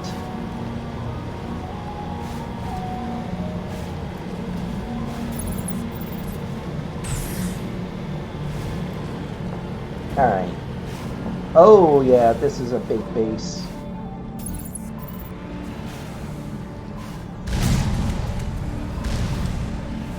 Only a fool punches a map in the mouth. We should sneak around and pull its tail. I agree with you. That's why we're not trying to fight this thing face to face, my friend.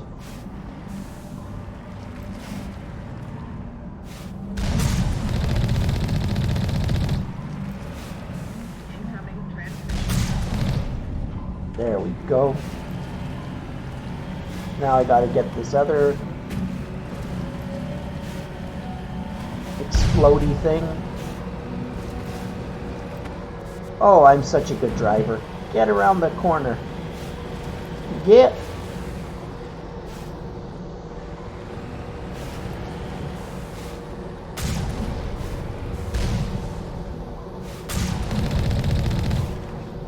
There we go.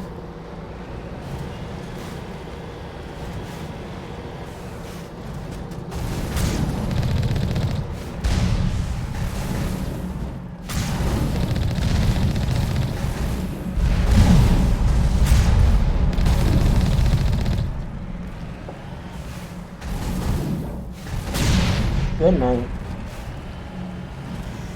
There's another guy. Good night. There's one more survivor somewhere. Actually, there's 3 more survivors, and I know where they are.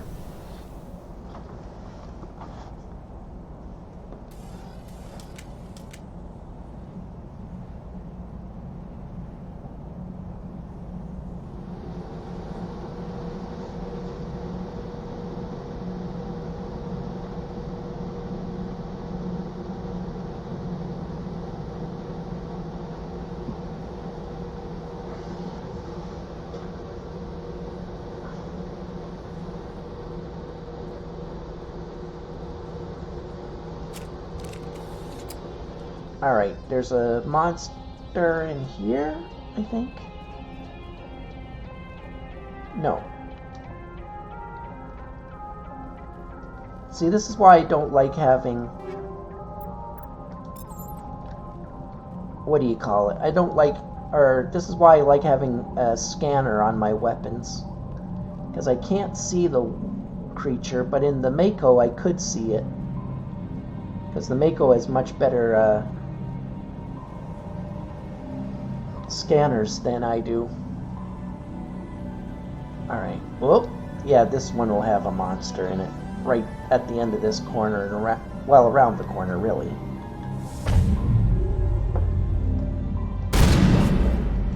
Good night, flashlight head.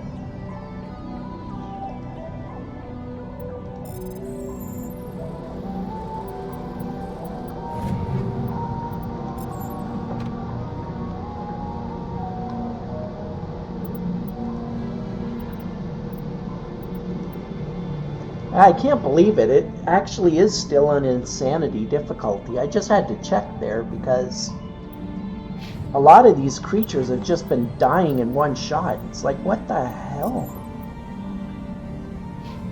It's like, what the heck? How is he dying so fast? I don't even have any points in... oh, I got to Carnage, but that's as far as I took shotguns. Oh, I see. So that's 10, 20. It does 40% more damage with the shotgun. I get it. There, Unity is good to have.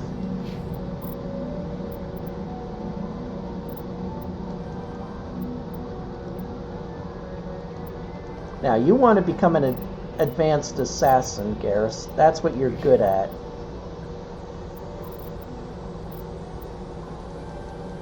You're going to take advanced carnage, because that's what you do. I almost gave you advanced immunity, which would have been nice to get. Anything in there? No, all of them are.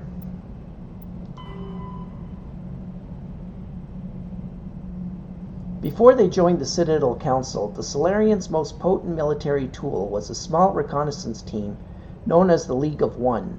Their primary training was in espionage and assassination. Never more than a dozen strong, the team was adept at infiltrating the tightest defenses and eliminating all necessary obstacles. Only a few top members of government and military were privy to the League's identities. League members wore no distinguishing garments and held no particular rank. The only evidence of their participation in the League was a small medallion presented to each member upon induction. This secrecy was maintained until the formation of the Council. In an effort to dispel rumors and appease their new Asari partners, the Solarian Union released all classified documents pertaining to the League. The League of One was suddenly exposed and in danger of being hunted by enemies of the Solarians. Before any harm could be done, the team mysteriously disappeared. Most assumed this was a convenient lie to help hide their identities, but a few months later, the inner cabinet was murdered. Though there was no incriminating evidence, it was clear who was responsible. Realizing the threat posed by this rogue outfit, the Special Task Group dispatched a team of hunters. When they didn't return, the STG dispatched 10 of its brightest operators with broad discretionary powers. Only 2 returned. They reported no evidence of the League. No further incidents were reported, and it was assumed that the League was wiped out. Some recently declassified documents, however, have suggested there may have been a 13th member who eluded the Solarian military.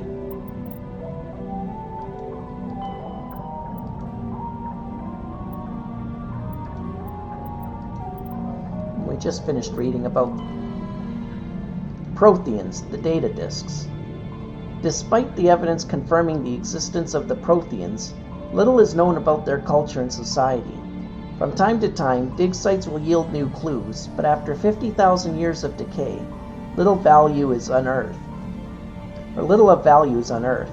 Recent research has focused on the discovery of Prothean data disks. On their own, they are frail and rarely found in one piece. Occasionally, however, an intact disk will be discovered within a console or reading device. To date, Over 3 dozen discs have been recovered, and a few of those have been restored to the point where researchers can begin analyzing them. Though it may be some time before scientists discover a way to transfer the data off the discs, they are currently considered the most tangible leads for learning more about the Prothean culture. And now we're on to, yes, Geth, armatures. Armatures are quadruple, all-terrain, heavy weapons platforms, akin to the armored fighting vehicles of other races. Geth being synthetic intelligences, armatures are not crude vehicles, but intelligent entities, capable of independent decision-making and learning. Armatures are equipped with heavy kinetic barriers. Their main cannon, mounted on the articulated head turret, appears to be a highly efficient conventional mass accelerator. It is capable of firing in anti-personnel and anti-tank modes. Some amateurs carry drones into battle, presumably for reconnaissance purposes. Others host a swarm of insect-sized repair microbots. And yes, we're about to see an amateur up real close and personal.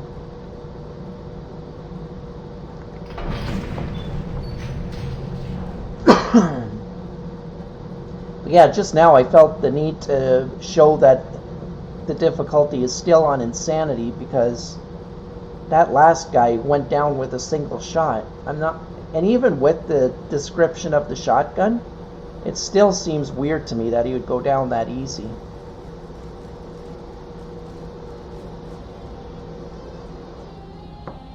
I might have to stop using shotguns. Well, shotguns are really only good at really close range. Once the enemy from long distances, they're pretty much useless. I wouldn't say entirely useless, but they are pretty lackluster. But in tight spaces, they're beautiful. Too bad in Mass Effect 2, I don't think there are shotguns anymore.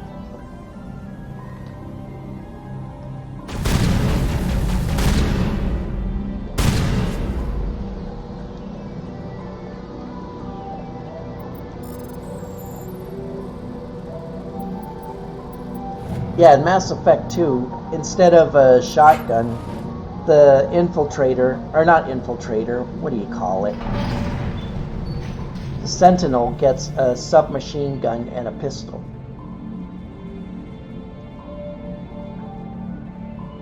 Oh, and in Mass Effect 2, equipment like I'm finding doesn't exist.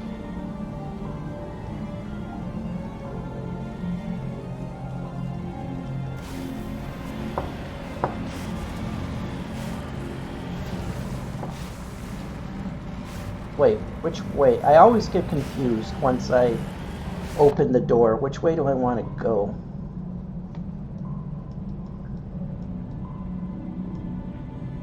Oh, that didn't help at all. I'm gonna go this way, see where I end up.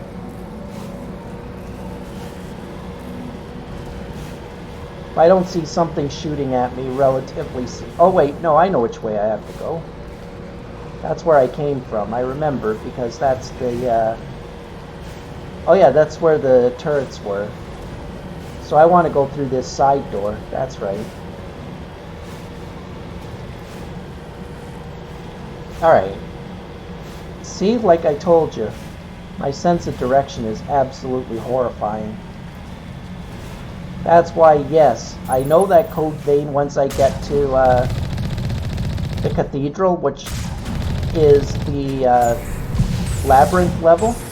I know that's going to be hilarious for some to watch because I'll be stuck there for a bit.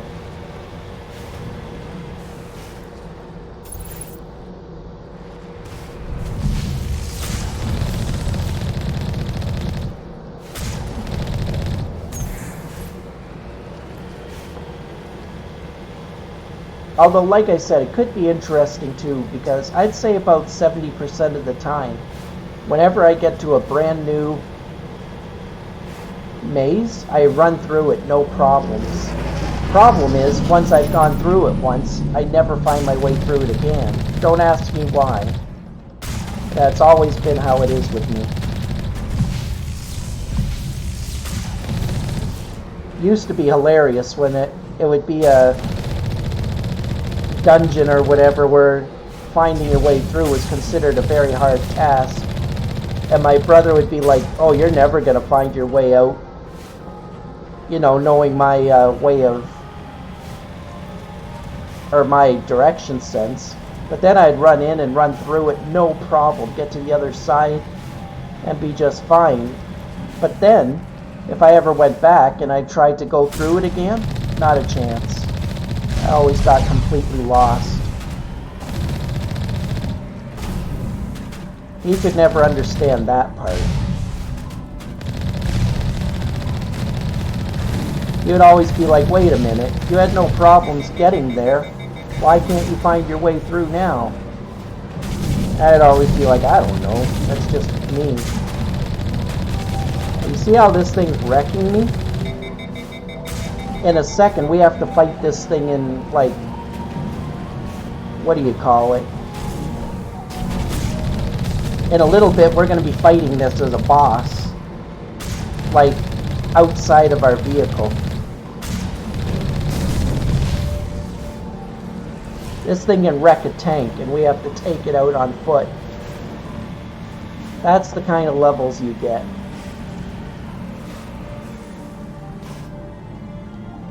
Did I just get stuck? No, my finger just slipped off the button again. The game's like, oh, so you want to see me make it harder? And I'm like, sure. It's like, now you can fight these tanks on foot. I'm like, wait, what?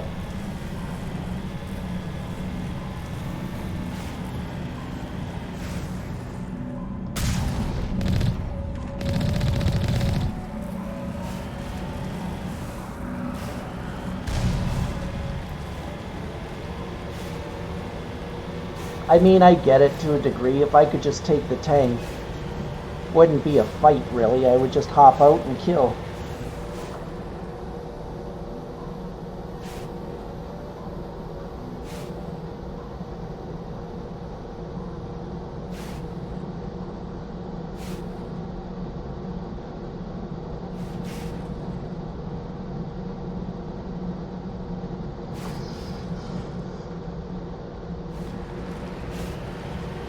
Alright.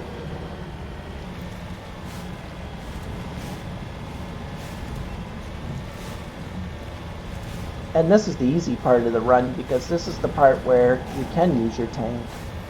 Once I get through to the other side of this, I think it's all on foot from there.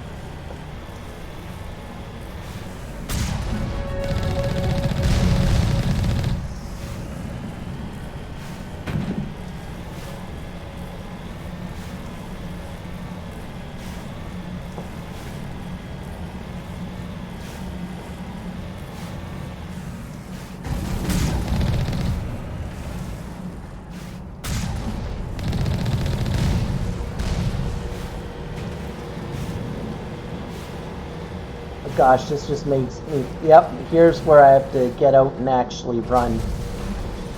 Oh boy, I'm cracking my fingers already because this is going to be the nightmare part. Alright, let's go. Oh, I did level, so I better use that. And I got a whole bunch of gear from that fight.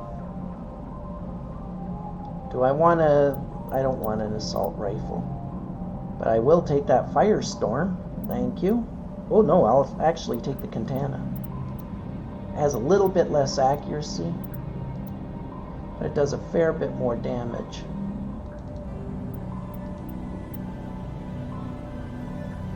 And I'll give one to Rex too.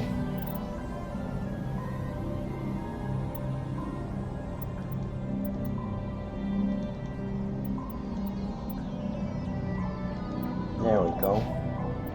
Garrus, you don't need a shotgun, do you? I'll give you one anyway, but you kind of want to go with this for some reason, even though it's not your specialty. Now let's give you a good sniper rifle. Maybe you'll choose to use the sniper rifle. That would be nice.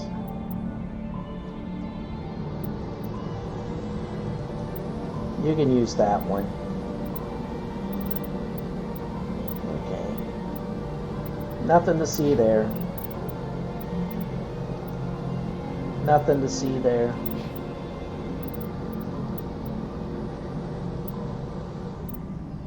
Oh wait, I got better. Oh, that's not better armor. That's better armor. Now what do I have there? Energized weaving 4.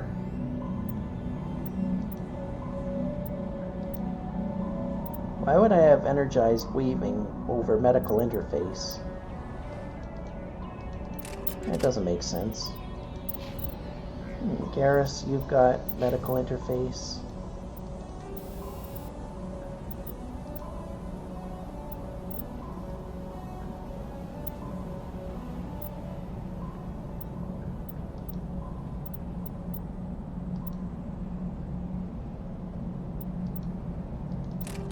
There we go. Rex just became a complete monster. I love it.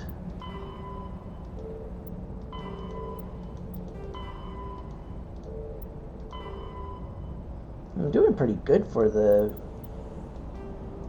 secondary plot stuff. Alright. I'm just gonna mark all entries, because I just don't know which one it was that was glowing like that, and that'll drive me nuts. I want advanced barrier, because that'll make me a little tougher. Don't really care about throw, but I wouldn't mind having advanced lift.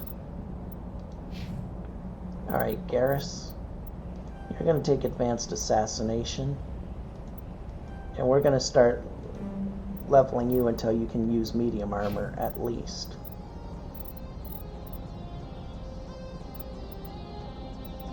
You don't really need shoot boost, but I'll give you that. You don't really need throw, but I'll give it to you.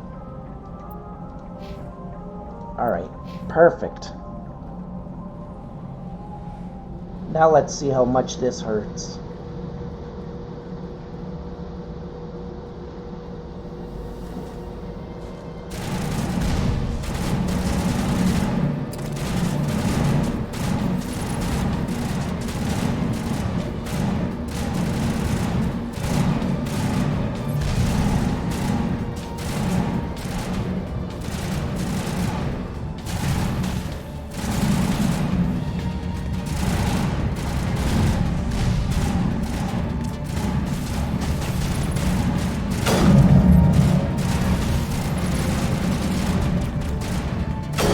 Come on, you guy.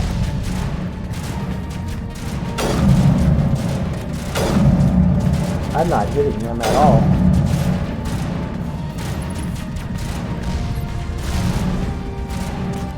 Alright, we'll go with the small gun then. Oh, not that gun. Not that gun.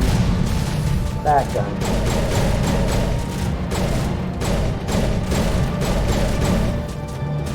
I'm not hitting from there. Oh shoot, oh shoot.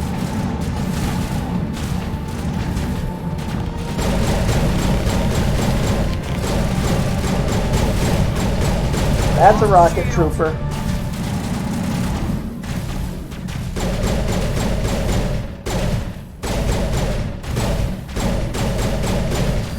Okay, got one of these light bulb heads down. Or what do they call them? Flashlight heads, that's right. Come on, flashlight head.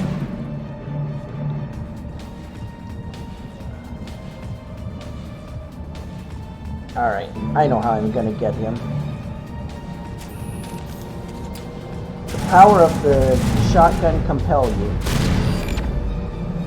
There we go. Negative contact.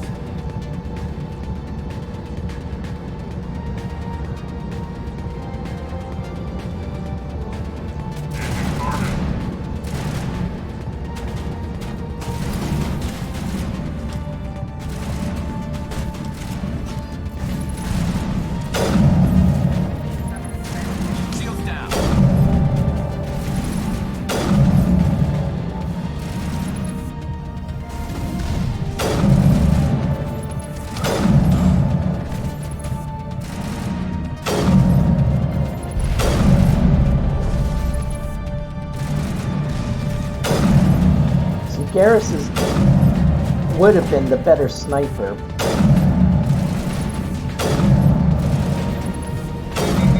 But he refuses to use the sniper rifle for some reason.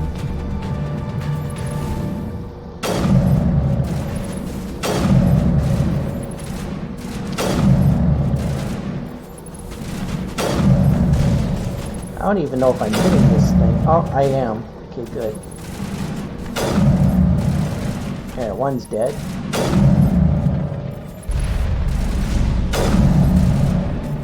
He's still getting protected by a shield. Oh, he's down. There we go.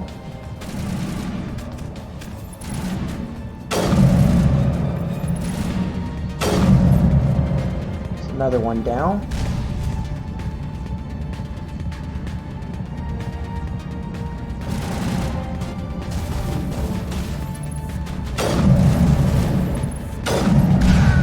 Oh, sugar and spice. Good to go.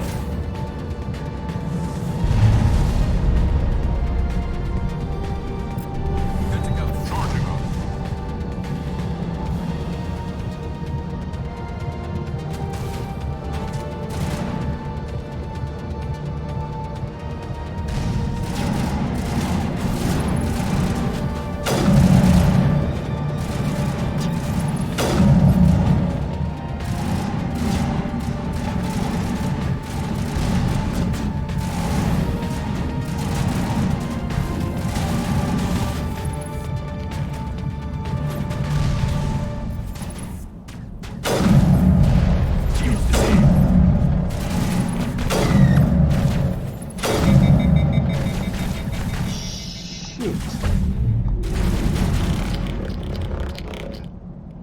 Where's my shotgun? There it is.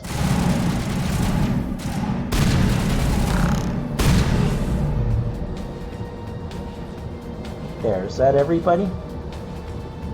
Gosh damn, that was close.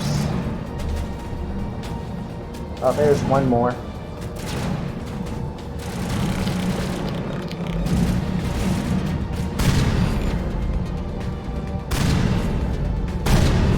Problem solved. There's another one. It's a rocket troop too yet. There we go. Ha! I think he killed himself more than I hit him. Alright, here we go. Boss fight time. I'm saving for this for sure. Fire in the hole! No!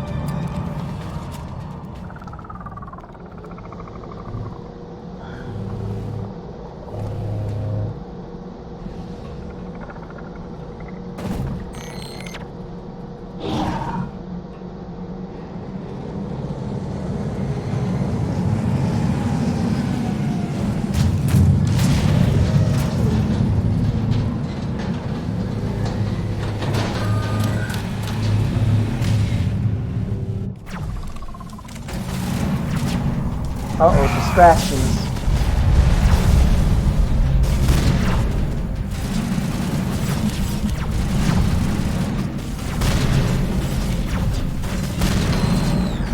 Oh, yeah, I saw that coming. Oh, dear. Let's try that again.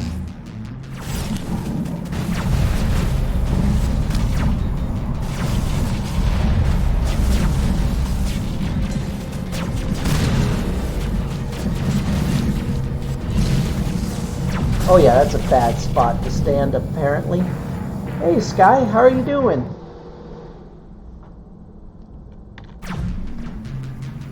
I'm just seeing how many times I can die.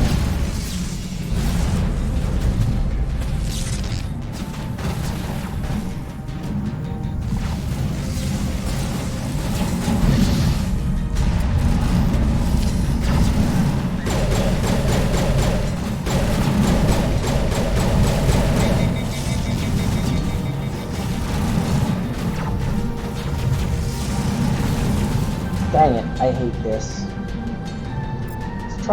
Let's try to rip apart your armor.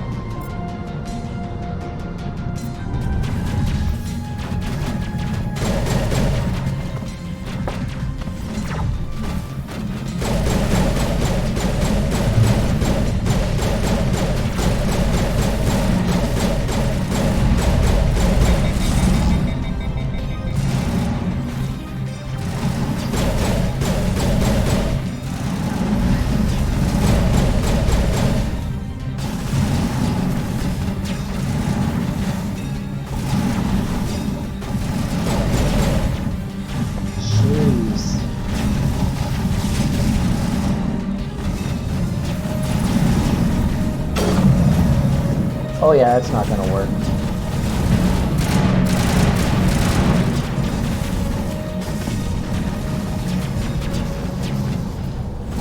Did you literally just walk around me?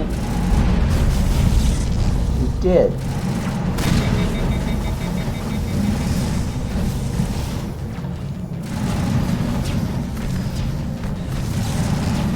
Not a fan of this.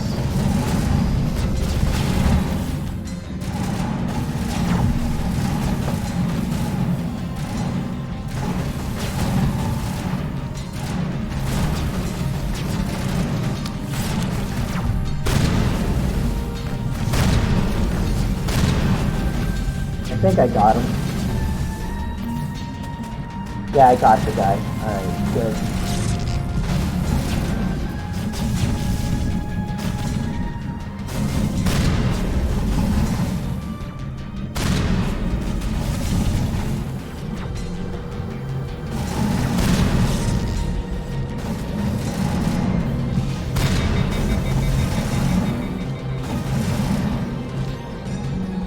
Nope.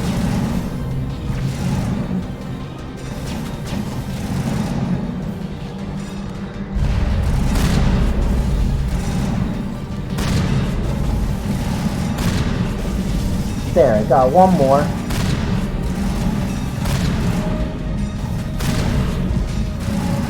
There's another one down. I think I might actually have it now.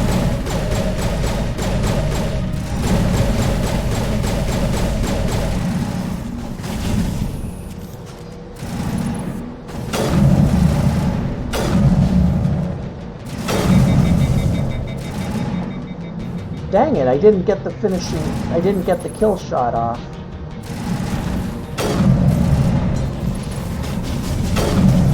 Now the bugger's got his shield up again.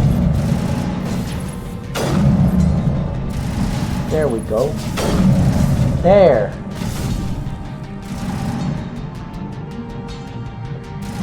One more down. Come on, get out of the way, Garrus. Dude, you're in my way.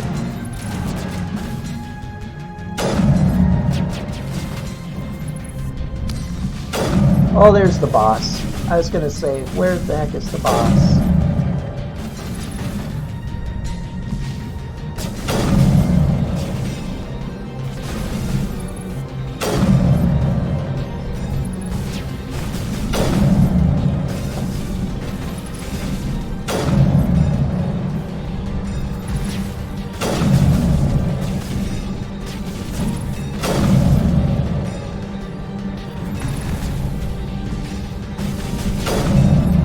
Oh, I can shoot through that target. Alright.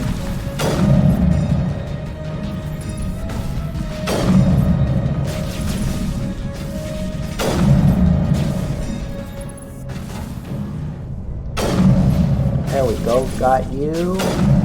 There we go. You're gone. Now it's just this big dude. Sorry, there's a little guy up here too. Who can be a problem. He's gone. Now we have the boss. Who thankfully doesn't look like he can get through here.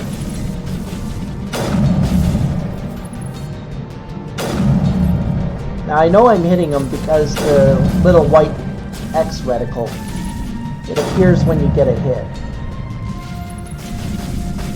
If it wasn't for that, I would think I was doing nothing to him.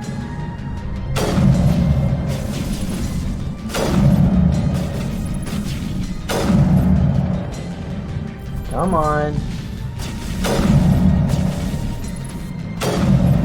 I could probably get closer, but I'm afraid that's what will kill me.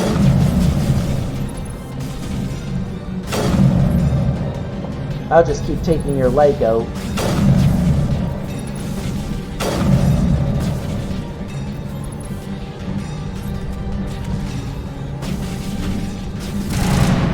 No, that's too far for me to hit with that. Definitely not going to hit with that.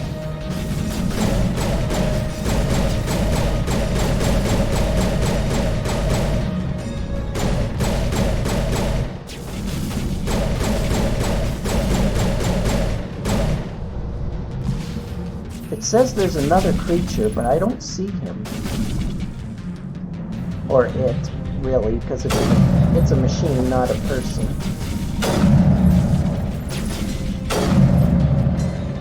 Come on. I probably shouldn't move, because that's probably where I'm gonna die.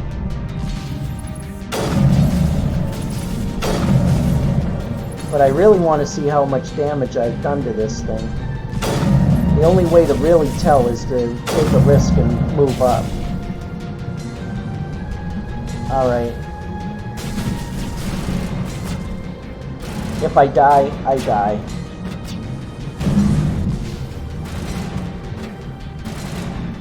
Oh, I had it to about half hit points. And there's what I thought was going to happen. Dang it. I just had to be patient.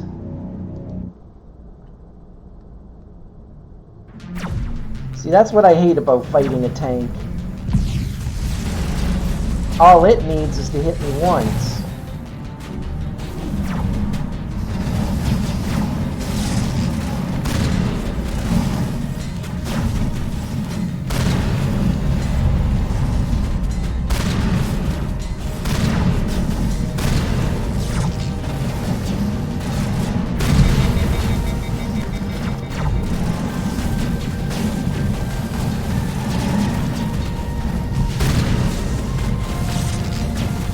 Come on. Nope, nope. This is not good. Well, he's coming straight to me. Oh, come on.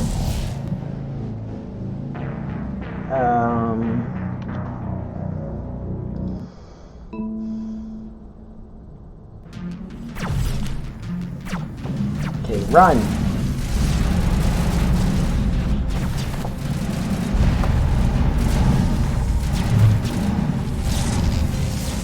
Both of you get back here to safety.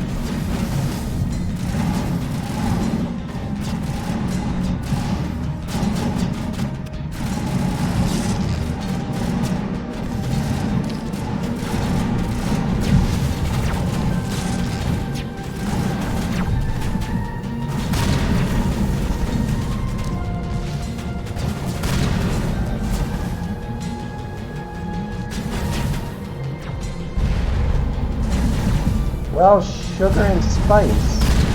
My entire team is down.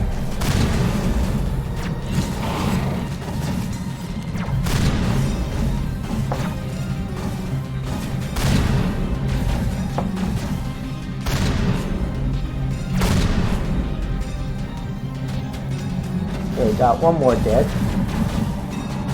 Oh, there's the other guy. There we go, he's dead.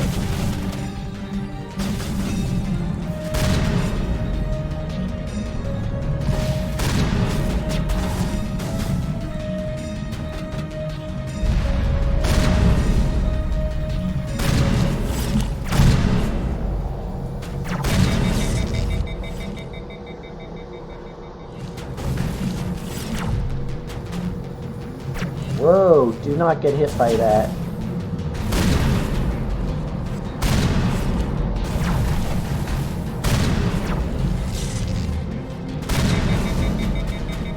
Okay, he's dead.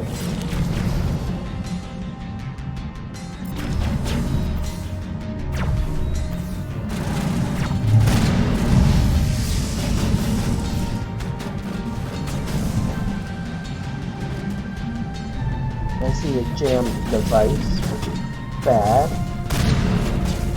Yeah, I can't hit that from there.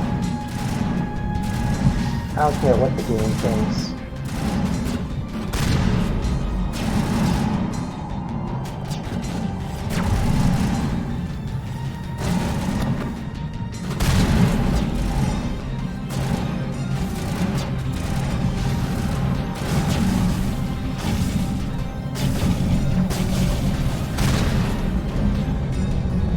There, that's that ruined.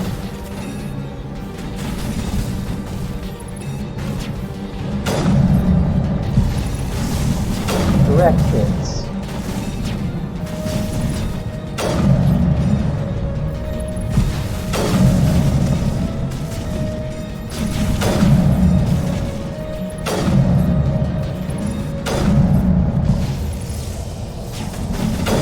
Damn, that shield was annoying.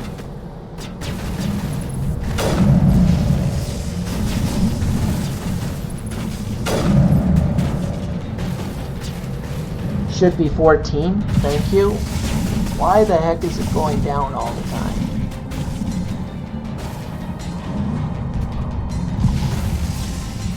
Well, I know why it is. I got him.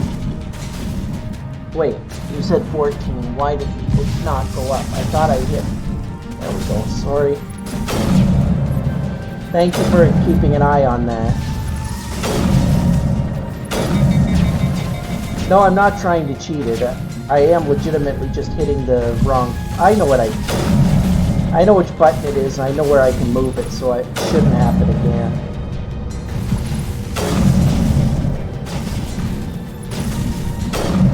I'll do that as soon as I get this down, or at my next step, whichever happens first.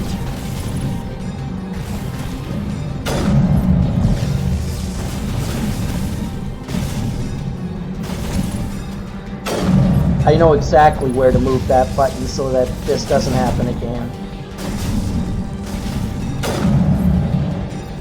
Come on. There we go. Gotcha. Dang it, I didn't get the kill shot. Oh, there we go, I did get the kill shot. I think that's hitting him.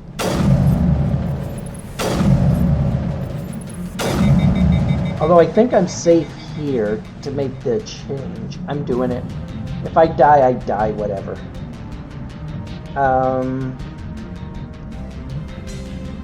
Let's see. It should be that.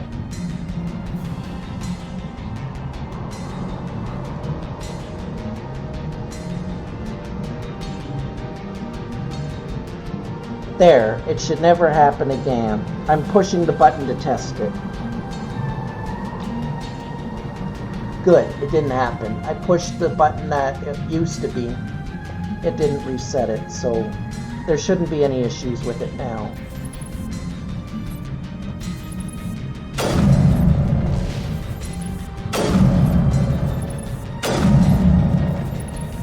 Now the only one left is this boss. I wonder if I should...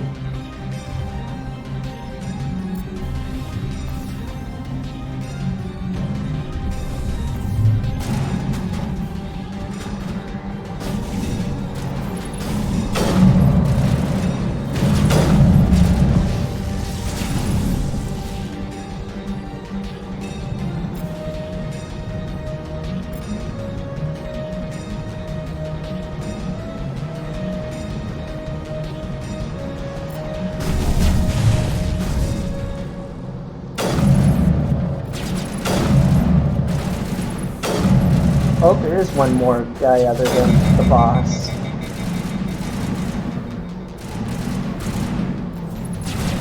He got wrecked. Oh, that was bad. That could have been so bad. Let's go with sabotage. Go with that.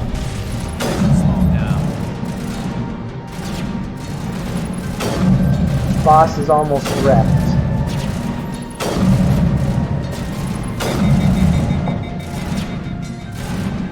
Actually, this is only boss 1. There's another boss that I think is technically harder.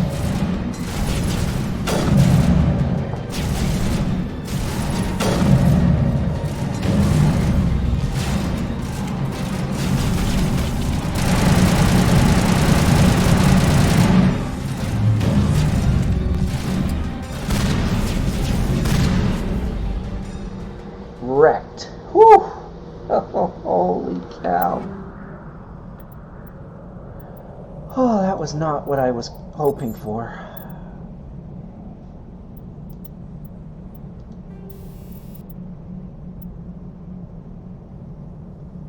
Oh crap, I even had the wrong rounds in there.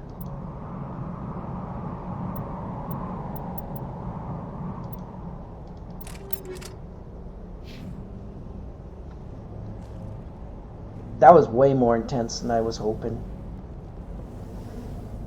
But 14 deaths isn't too bad. I'm still doing way better than my previous record.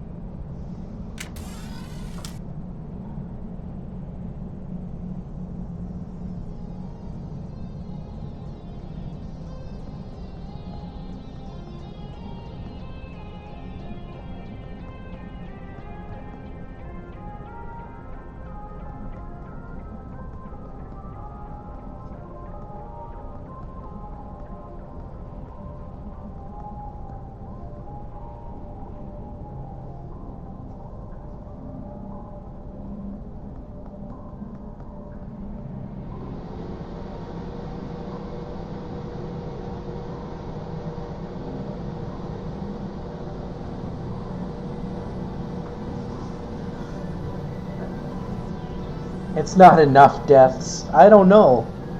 I mean...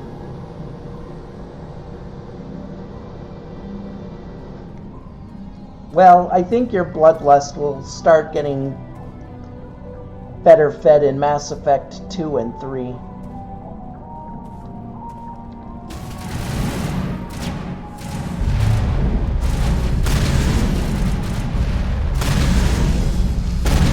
I'm not worried about that part. I'm pretty sure that...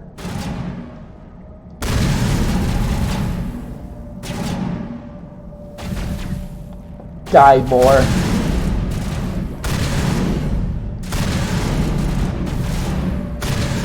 Honestly, I thought I was going to be dying a lot more. Like, I'm not even kidding. I am playing like a freaking pro this last 2 days. I don't know what the heck's going on. You would think I'm like pro MLG or something. I'm not even kidding. I shouldn't have deleted those videos a while ago, but if I showed you my original run through here on Insanity, the last 2 missions I redid, like just now, by the end of those, I was up to 150 deaths. And this time, I think the 2 missions before I got to this one killed me a grand total of 10 times.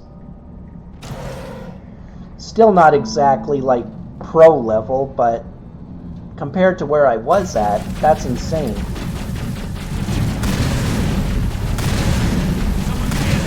Oh! I got a little too cocky. I thought I was fine. Well, there you go. There's another death. Hey, wait. Why is it not updating now? Why is it being a little... Why is it being a little tool? Don't tell me you closed. Oh, you son of a...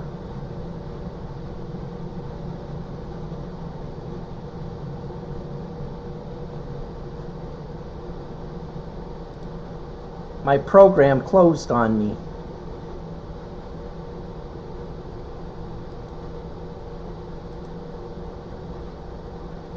Oh, that's why.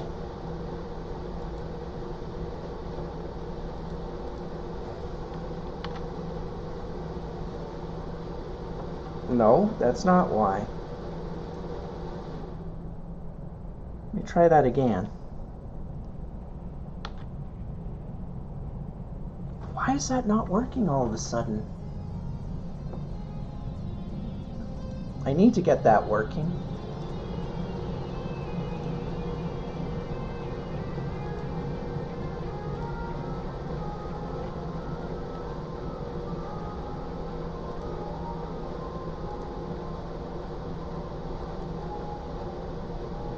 There, it went up. Let's see if it's working now. Yep. There we go. Okay, it's back to working.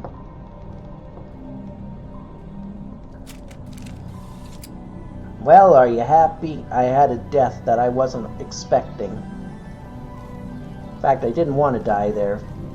I thought I was good. I literally died there because I got way too confident. I was like, I got this. And then, of course, I didn't have that.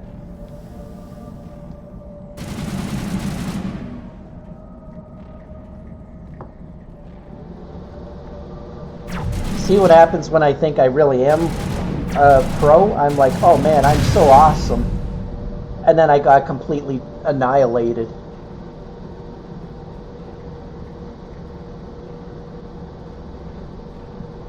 And I can't even blame anyone for that. That was all me. Aside from the Sentinel,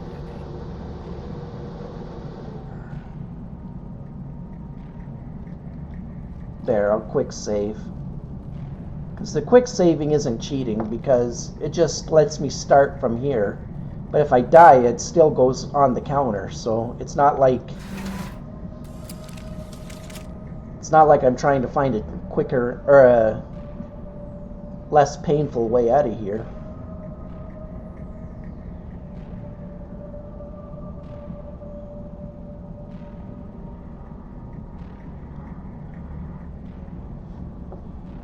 I could technically cheat this part.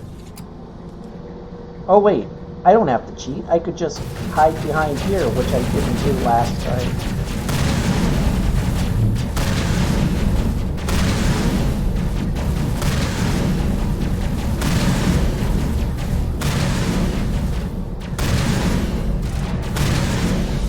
Those were definitely the wrong bullets for that job.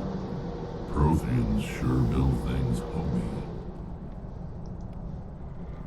It may seem like it was the right tool, but I'm using poisonous rounds, or venom rounds, instead of synthetic rounds.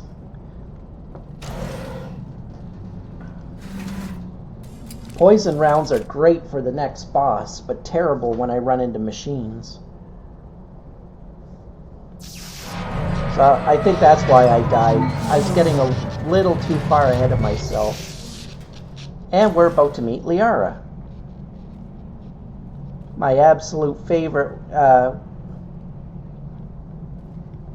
in-game wifey. Could somebody help me? Please?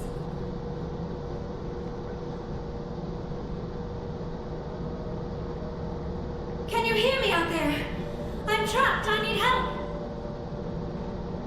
Are you okay? What happened to you? Listen, this thing I'm in is a Prothean security device. I cannot move, so I need you to get me out of it, all right? Your mother is working with Saren.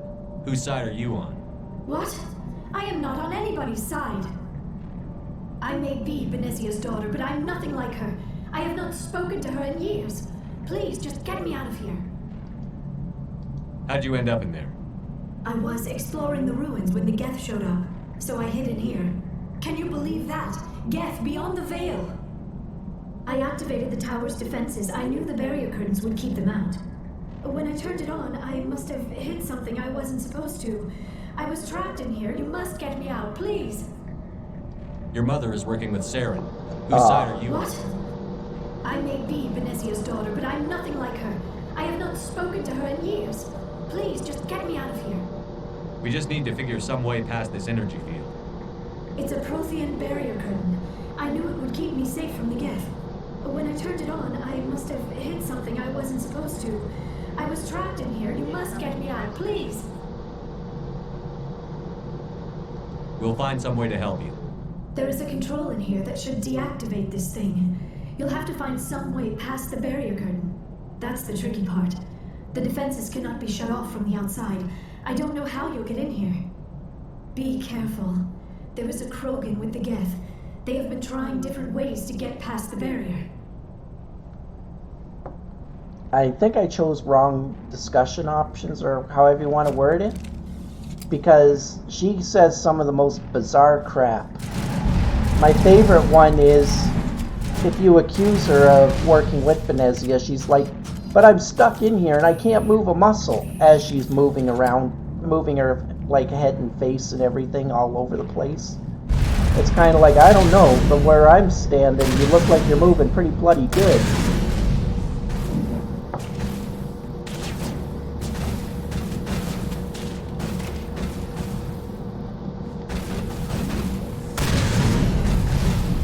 Like, the first time I got here, I was like, I trust nobody.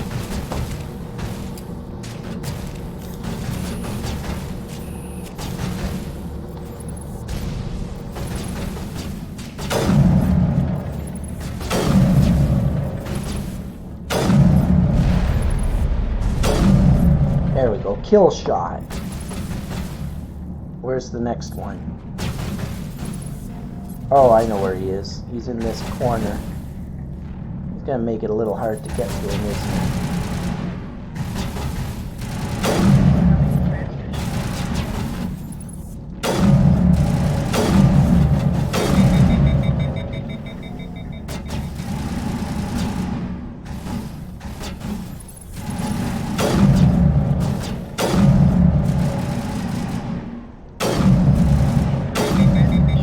Got it.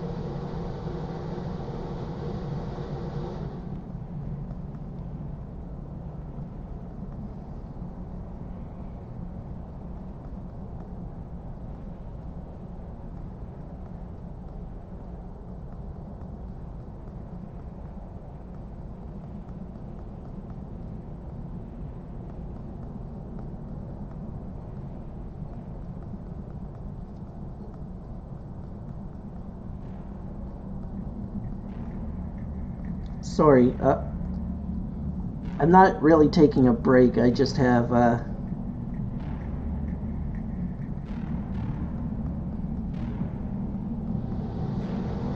was just responding to a, what do you call it, text message from my mother.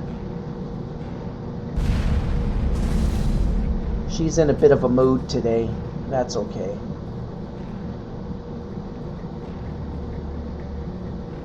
I think under the circumstances, she's allowed to be in a bit of a mood.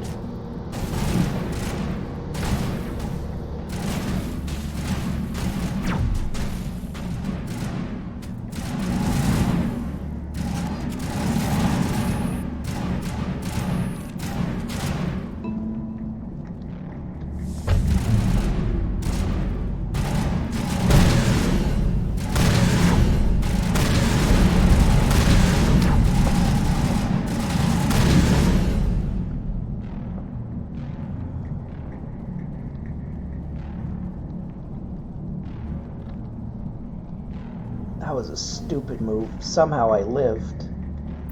That was not the way you should do that.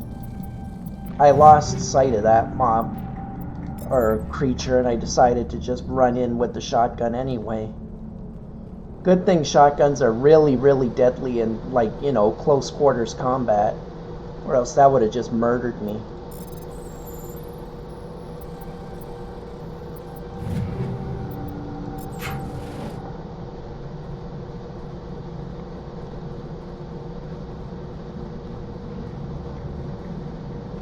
That's why I had to check the settings, because it doesn't feel like I'm on insanity, but I am. So I was like, okay, sure. Oh, I hate this kind of mini game.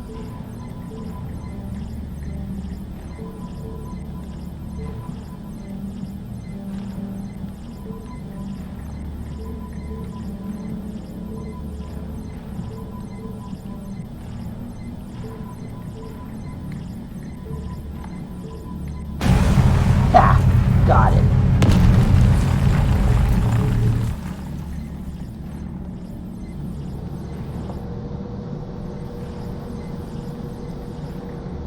And now we're on to the final boss of this spot. Probably die at least another time or two. It's against a Krogan, so what do I expect?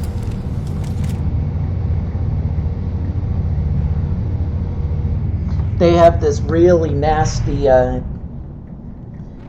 tendency of making themselves invincible, and then charging you. I hate fighting Krogan. How did you get in here? I didn't think there was any way past the barrier. We have to get you out of here before more Geth arrive. Yes, you're right. I've seen enough of them to last a lifetime.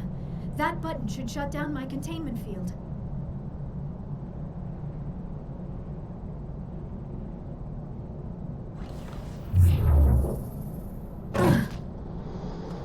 Okay.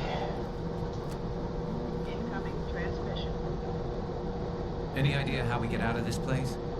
There is an elevator back in the center of the tower. At least I think it's an elevator. It should take us out of here. Come on! Here's the boss, and this will I be the still last cannot believe fight all tonight. this. Why would the Geth come after me? Do you think Benezia's involved?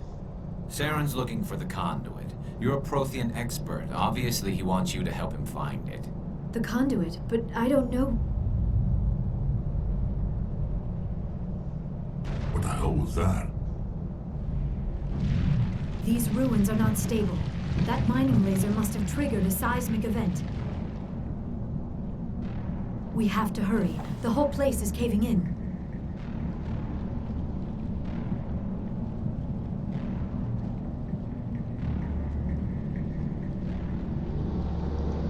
Joker, get the Normandy airborne and lock in on my signal. On the double, mister. Aye, aye, Commander. Secure and away. ETA 8 minutes.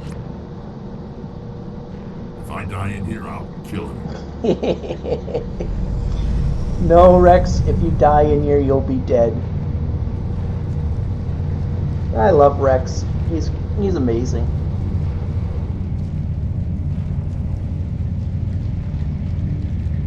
Ashley's gonna love this. I go off on a mission and I bring back yet another alien into the base. She hates aliens.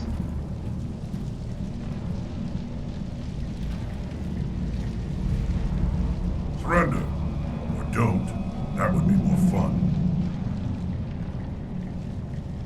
In case you didn't notice, this place is falling apart. Exhilarating, isn't it?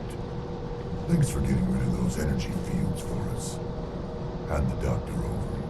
Whatever it is you want, you are not getting it from me. She'll stay with us, thanks. Not an option. Saren wants her, and he always gets what he wants. Kill him. Spare the Asari if you can. If not, doesn't matter.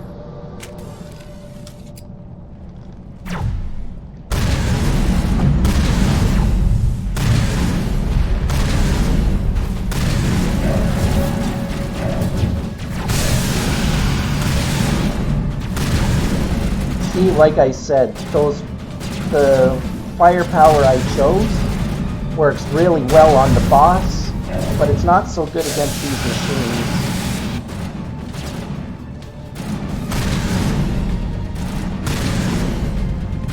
Dang it, now I gotta switch to a different weapon. Okay, you're coming back? Perfect. Alright, last mob. I think I can do this in just manual. Come on, move, move, move!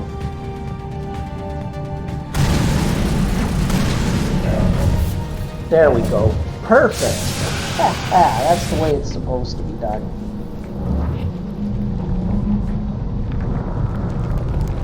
Ah, it reset again.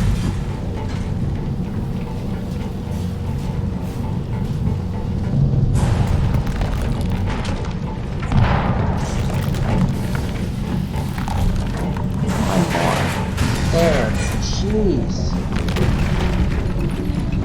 Move, move, move!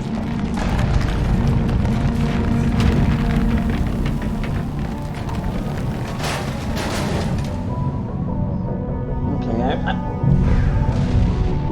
I'm changing it one more time. The button, that is.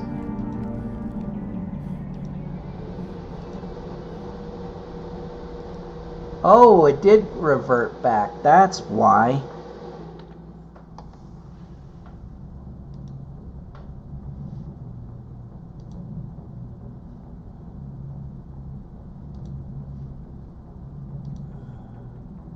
Too close, Commander. 10 more seconds we would have been swimming in molten sulfur. The Normandy isn't equipped to land in exploding volcanoes. They tend to fry our sensors and melt our hull. Just for future reference.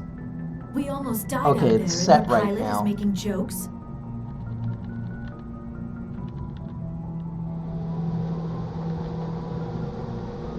There we go. Joker pulled our asses out of there. I think he's earned the right to a few bad jokes. I see. It must be a human thing. I don't have a lot of experience dealing with your species, Commander. But I am grateful to you. You saved my life back there, and not just from the volcano. Those Geth would have killed me or dragged me off to Saren.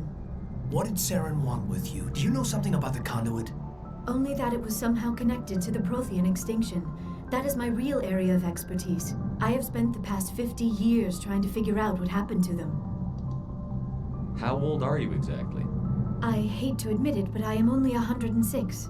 Damn! I hope I look that good when I'm your age. A century may seem like a long time to a short-lived species like yours. But among the Asari, I am barely considered more than a child. That is why my research has not received the attention it deserves. Because of my youth, other Asari scholars tend to dismiss my theories on what happened to the Protheans. I've got my own theory on why the Protheans disappeared. With all due respect, Commander, I have heard every theory out there. The problem is finding evidence to support them. The Protheans left remarkably little behind. It is almost as if someone did not want the mystery solved. It is like someone came along after the Protheans were gone and cleansed the galaxy of clues. But here is the incredible part. According to my findings, the Protheans were not the first galactic civilization to mysteriously vanish. This cycle began long before them.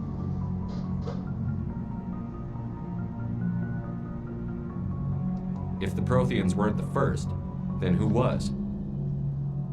I don't know. There is barely any evidence on the Protheans, even less on those who came before them.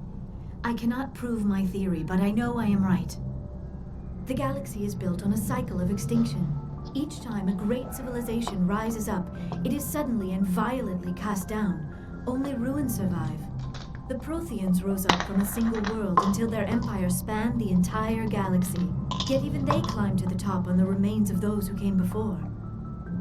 Their greatest achievements, the mass relays and the Citadel, are based on the technology of those who came before them. Only 2 more days of my like all the antibiotics. forgotten civilizations throughout galactic history, the Protheans disappeared. I have dedicated my life to figuring out why. They were wiped out by a race of sentient machines. The Reapers. The Reapers? But I have never heard of. How do you know this? What evidence do you have?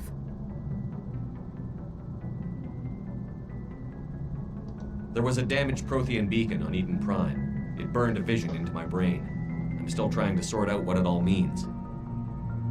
Visions. Yes, that makes sense. The beacons were designed to transmit information directly into the mind of the user. Finding one that still works is extremely rare. No wonder the Geth attacked Eden Prime. The chance to acquire a working beacon, even a badly damaged one, is worth almost any risk. but the beacons were only programmed to interact with Prothean physiology. Whatever information you received would have been confused, unclear. I am amazed you were able to make sense of it at all. A lesser mind would have been utterly destroyed by the process. You must be remarkably strong-willed, Commander. Okay, this isn't helping us find Saren or the conduit. Of course, you're right. I am sorry, my scientific curiosity got the better of me. Unfortunately, I do not have any information that could help you find the conduit, or Saren. I don't know why Saren wanted you out of the picture, but I think we'll be a lot better off if we bring you along. Thank you, Commander. Saren might come after me again. I cannot think of anywhere safer than here on your ship. And my knowledge of the Protheans might be useful later on. And her biotics will come in handy when the fighting starts. Good to have you on the team, Liara. Thank you, Commander. I am very grateful. Oh, I am afraid I am feeling a bit lightheaded. When was the last time you ate or slept? Dr. Chakwa should take a look at you. It is probably just mental exhaustion, coupled with the shock of discovering the Protheans' true fate. I need some time to process all this. Still, it could not hurt to be examined by a medical professional. It will give me the chance to think things over. Are we finished here, Commander? We can talk again after you've seen the doctor. The rest of you, dismissed. Mission reports are filed, Commander. You want me to patch you through to the Council? Patch him through, Joker. Setting up the link now, Commander. We've received your report, Commander. I understand Dr. Tassoni is on the Normandy. I assume you're taking the necessary security precautions. Liara's on our side. The Geth were trying to kill her. Benezia would never allow Saren to kill her daughter. Maybe she doesn't know. Or maybe we don't know her. We never expected she could become a traitor. At least the mission was a success. Apart from the utter destruction of a major Prothean ruin. Was that really necessary, Shepard? The Geth were crawling all over those ruins. We were lucky to make it out alive. Of course, Commander. The mission must always take priority. Good luck, Commander. Remember, we are all counting on you. I feel like telling those toadies, if you think you can do it better, then by all means. I'll go back and get a nice rest, and you guys can do all the fighting.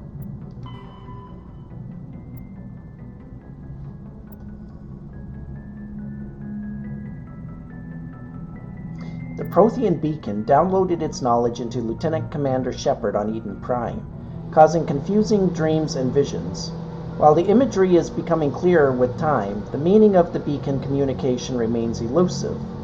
It has been suggested that Prothean data recording is highly dependent on a certain point of view, what Carl Jung described as the collective unconsciousness. The cipher needed to comprehend the images implanted in Shepard's mind is the cultural knowledge of a Prothean, the archetypes, biological instincts, and common experiences universal to the race. Since the Protheans have been dead for millennia, it may be impossible to acquire this cipher. Well, yeah, it sounds pretty bloody impossible, but... The Geth models, collectively dubbed Hoppers by Alliance forces, are electronic warfare platforms. They can project electromagnetic radiation across a broad spectrum as an offensive weapon. They can also perform cyber warfare attacks against the onboard computers of body armor hard suits and weapons, adversely affecting their performance. The structure of Hoppers consists of an advanced and highly elastic artificial muscle material. This allows a Hopper to compress its entire body for powerful leaps. Hoppers also have thousands of molecule-scale barbs on the surface of their hands and feet, which are used to cling on to walls and ceilings. Hoppers are very difficult targets, leaping from one surface to another in rapid succession. The Quarians have no record of any Geth models similar to Hoppers. This new morphotype must have been developed over the last 300 years by the Geth themselves. This is troubling proof that the Geth are continuing to move towards technological singularity. Experts in synthetic life are intrigued that Hoppers appear to be even more organic than the baseline Geth. The identified subtypes of Hoppers have been codenamed Sapper, Stalker, and Ghost. Well, that sounds reassuring. And I can level again. Now the question is, what do I want to get? Definitely want to get advanced lift. Do I want advanced throw, though? I don't really use advanced throw.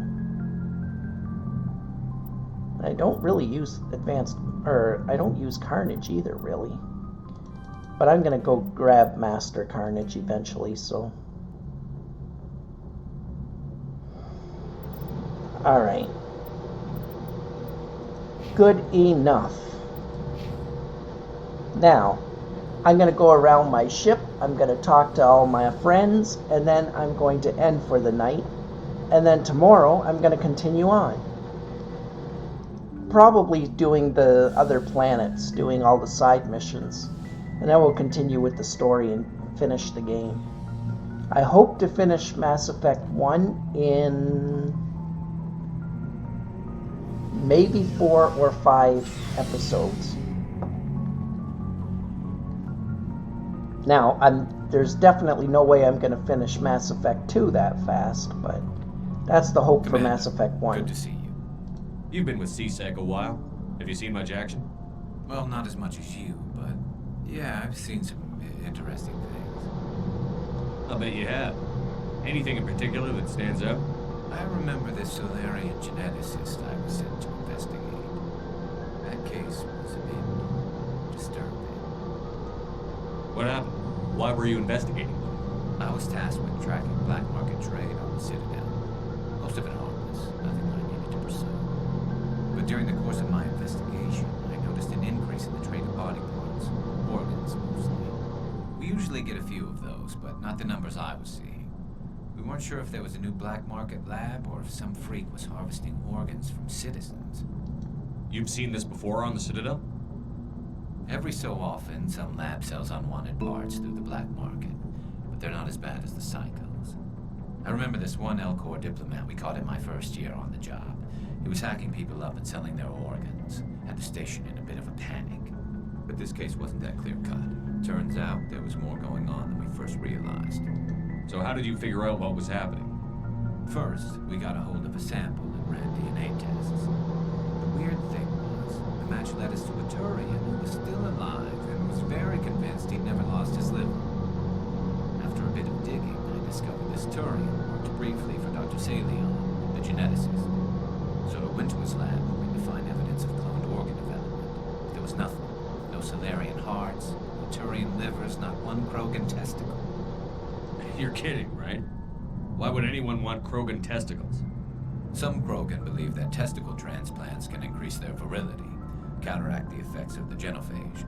It doesn't work, but that doesn't stop them from buying. They'll pay up to 10,000 credits each. That's 40,000 for a full set. Somebody's making a killing out there. What did you do about the geneticist? I brought in some of his employees for interrogation to see if I could get them to talk. While I was interviewing one of them, I came across something suspicious. You mean threaten? Was that really necessary? Maybe, maybe not. Either way, it paid off. One of my detainees started bleeding profusely during the interview. We offered to patch him up, and he got frantic, freaked out. I ordered a full exam to find out what was going on. Our medics found incisions all over his body, some of them fresh.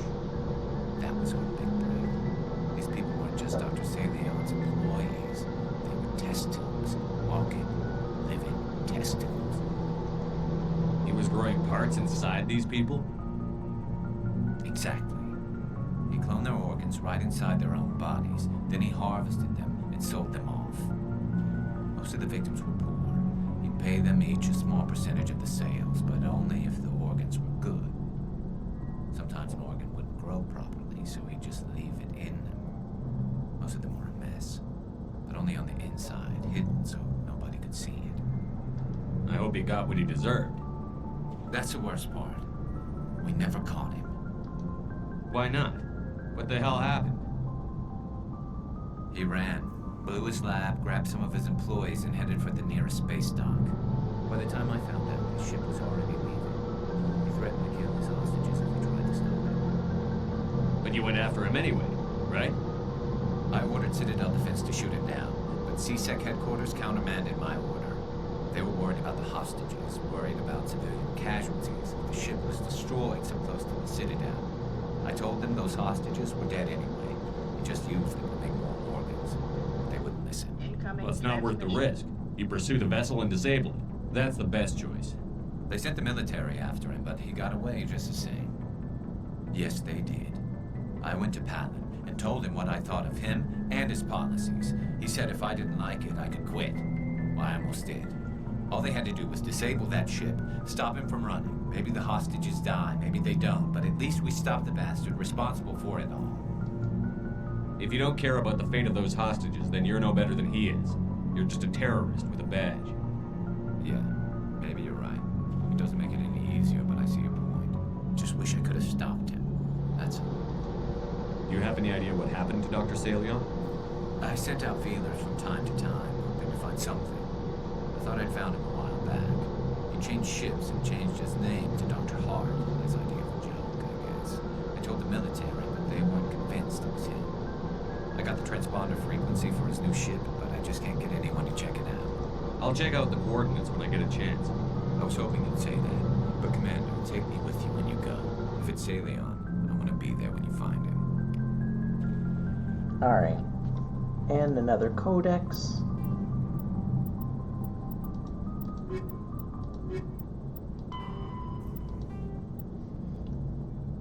The Turian homeworld, Palavan, has a metal-poor core, generating a weak magnetic field and allowing more solar radiation into the atmosphere. To deal with this, most forms of life on Palavan evolved some form of metallic exoskeleton to protect themselves. Their reflective plate-like skin makes Turians less susceptible to long-term, low-level radiation exposure, but they do not possess any sort of natural armor. A Turian's thick skin does not stop projectiles and directed energy bolts. Although life on Palavan is carbon-based and oxygen-breathing, it is built on dextroamino acids. This places the Turians in a distinct minority on the galactic stage. The Quarians are the only other known sapient dextroprotein race. The food of humans, Asari, or Solarians, who evolved in levoamino acid-based biospheres, will at best pass through Turian systems without providing any nutrition. At worst, it will trigger an allergic reaction that can be fatal if not immediately treated. Well, that sucks. But, yes, we've got a quest from him. Let's talk with Rex, and then we'll talk to Ashley, and then we're done for the night. What do you want, Shepard? Why did you become a mercenary? Lots of reasons. Such as? Such as, I needed to get out of our system. I needed to eat. I needed to survive. Why not stay and help your people? I tried to help. That's why I had to leave. What happened? I was betrayed. I was head of a small tribe. We were trying to restore order after the war, but the other tribes were against us. They followed Jared, one of the few warlords who survived the war with the Turians. But he was old, and so were his ideas. He wanted to continue the war. He wanted us to fight. Turians, Solarians, each other. It didn't matter who, as long as we were fighting. What did you want? I just wanted Jared to shut up, to stop his ranting. I wanted him to stop leading the tribes astray. But he couldn't understand how much things had changed. We didn't have the numbers to go to war. Even if we did, the genophage made sure we couldn't replenish our numbers fast enough. He told them all to forget about war. We needed to focus on breeding, at least for one generation. And for a while, we were getting through. Some of the tribes started coming around. I take it the warlord didn't appreciate that. No, he didn't. He arranged a crush with the tribes. A meeting on neutral ground. He wanted to talk. We met at the Hollows, near the graves of our ancestors. The skulls of our dead laid bare to remind us where we come from and where we all go. It's as sacred as any Krogan place can be. Violence is forbidden. It sounds like a trap to me. You must have suspected as much. I did. But when your father invites you to a crush, well, there are some laws that even we hold sacred. Jared was your father? He was. Until that day. We talked, but we didn't get anywhere. When it was clear that I wouldn't join him, he gave the signal. His men leapt from the graves of our ancestors like Krogan undead. The few that were loyal to me died quickly.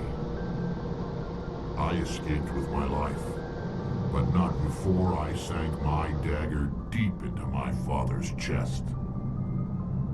That is why I left, and that's why I'll never go back. You must have family other than your father. Don't you miss them? No. Now that I have my family's armor again, there's nothing left for me. So long, Rex. Shepard. And another codex. The harsh Krogan homeworld conditioned the Krogan psychology for toughness just as it did the body. Krogan have always had a tendency to be selfish, unsympathetic, and blunt. They respect strength and self-reliance and are neither surprised nor offended by treachery. The weak and selfless do not live long. In their culture, looking out for number one is simply a matter of course. After their defeat in the rebellions, the very concept of Krogan leadership was discredited. Where a warlord could once command enough power to bring entire solar systems to heel and become overlord, these days it is rare for a single leader to have more than 1,000 warriors swear allegiance to him. Most Krogan trust and serve no one but themselves. This solitary attitude stems in part from a deep sense of fatalism and futility, a profound social effect of the genophage that caused Krogan numbers to dwindle to a relative handful. Not only are they angry that the entire galaxy seems out to get them, the Krogan are also generally pessimistic about their race's chances of survival. The surviving Krogan see no point to building for the future. There will be no future. The Krogan live with an attitude of kill, pillage, and be selfish, for tomorrow we die.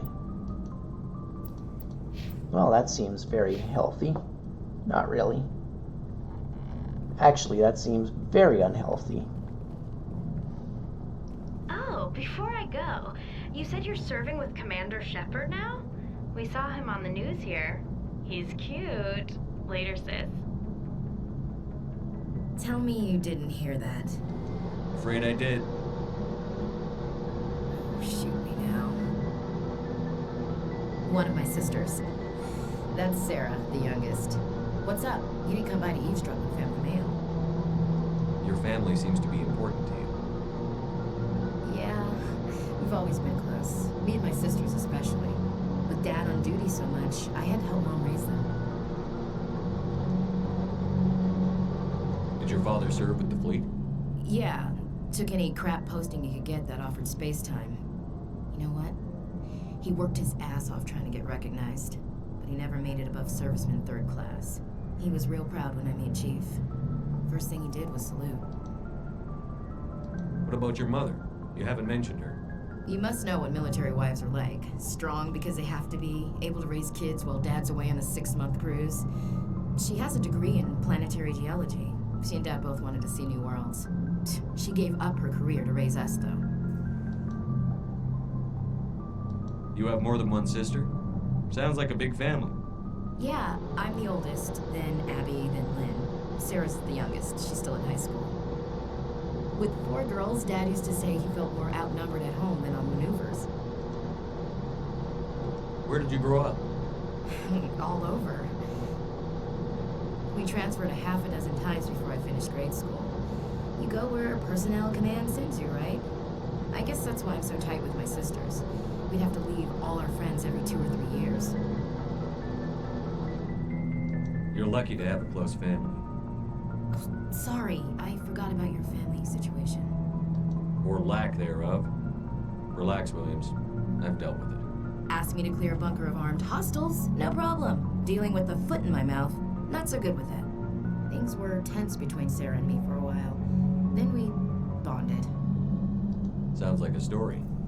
Feel like sharing? Sarah got herself a boyfriend who wanted to go faster than she did, Mike. I didn't think he was a bad kid, just pushy. Lynn would send me these worried vidmails, and I'd tell her to relax. Where were you when this was going on? I was on active duty. Sarah's graduating high school this year. This was only a couple of years back. They were on Amaterasu. At the time, I was assigned to Chernobyl. Same cluster, but a dozen Hawaii away. Close enough to talk regularly, too far to make it back in an emergency. I couldn't afford a fast packet flight. If he really liked her, he wouldn't be pushy. Yeah, of course. If he didn't ask at all, I'd wonder if he thought Sarah was ugly. Damned if you do, damned if you don't. Mike thought they'd go for a romantic walk in the woods, because he figured it was past time they did the deed. She levered Mike face first into a tree and left. Didn't have a scratch on her. Good thing Mom and Dad had us all learn some kind of self-defense. I took emergency leave and walked Sarah to school for a few days. Why didn't you tell the police? She said it wouldn't solve the real problem, and she and Mike would both become household names. It was a small colony. I said it was her call to make, that we should let her do it her way. Mom was pretty pissed about that. You said all of your sisters learned self-defense? Lynn did pistol practice, but didn't like it. She's kind of nervous. Sarah took Aikido. Abby decided to learn the sword. She always was a little weird. Likes big skirts and tops you have to tie her into. They do great things to her figure, though.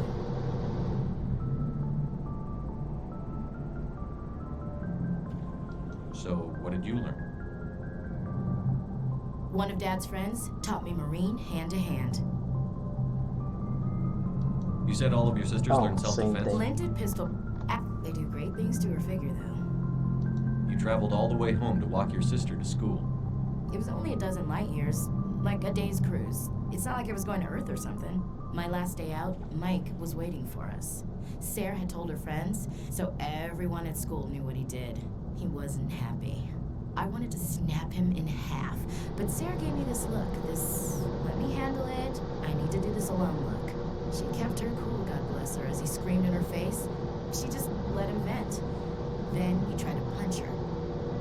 I swear, she just flowed around him. Next thing I knew, he's face down on the sidewalk, and there's blood everywhere. That's unbelievable. Sarah must be as good as you. Better. I'm more or less a straight-up puncher. When he swung, she wasn't there anymore, and he fell. She helped him stop the bleeding and had me call an ambulance. She told the paramedics he fell. Before they took him to the hospital, Mike touched Sarah's arm. I thought he was going to end up on the ground again. But he hung his head, whispered, "I'm sorry," and started crying. And she hugged him. The Williams women are a decisive bunch, Commander. We do things when we're ready. Not before, not after. Your sister's something else. But you didn't mention your father at all. Was he on deployment? Dad always wanted to serve in space, but he wanted us to have real ground under our feet. He'd say, space is beautiful, but you can't raise a family there. I cannot rest from travel. I will drink life to the lees. All times I've enjoyed greatly, have suffered greatly, both with those that loved me and alone. For always roaming with a hungry heart, much have I seen and known, cities of men and manners, climates, councils, governments.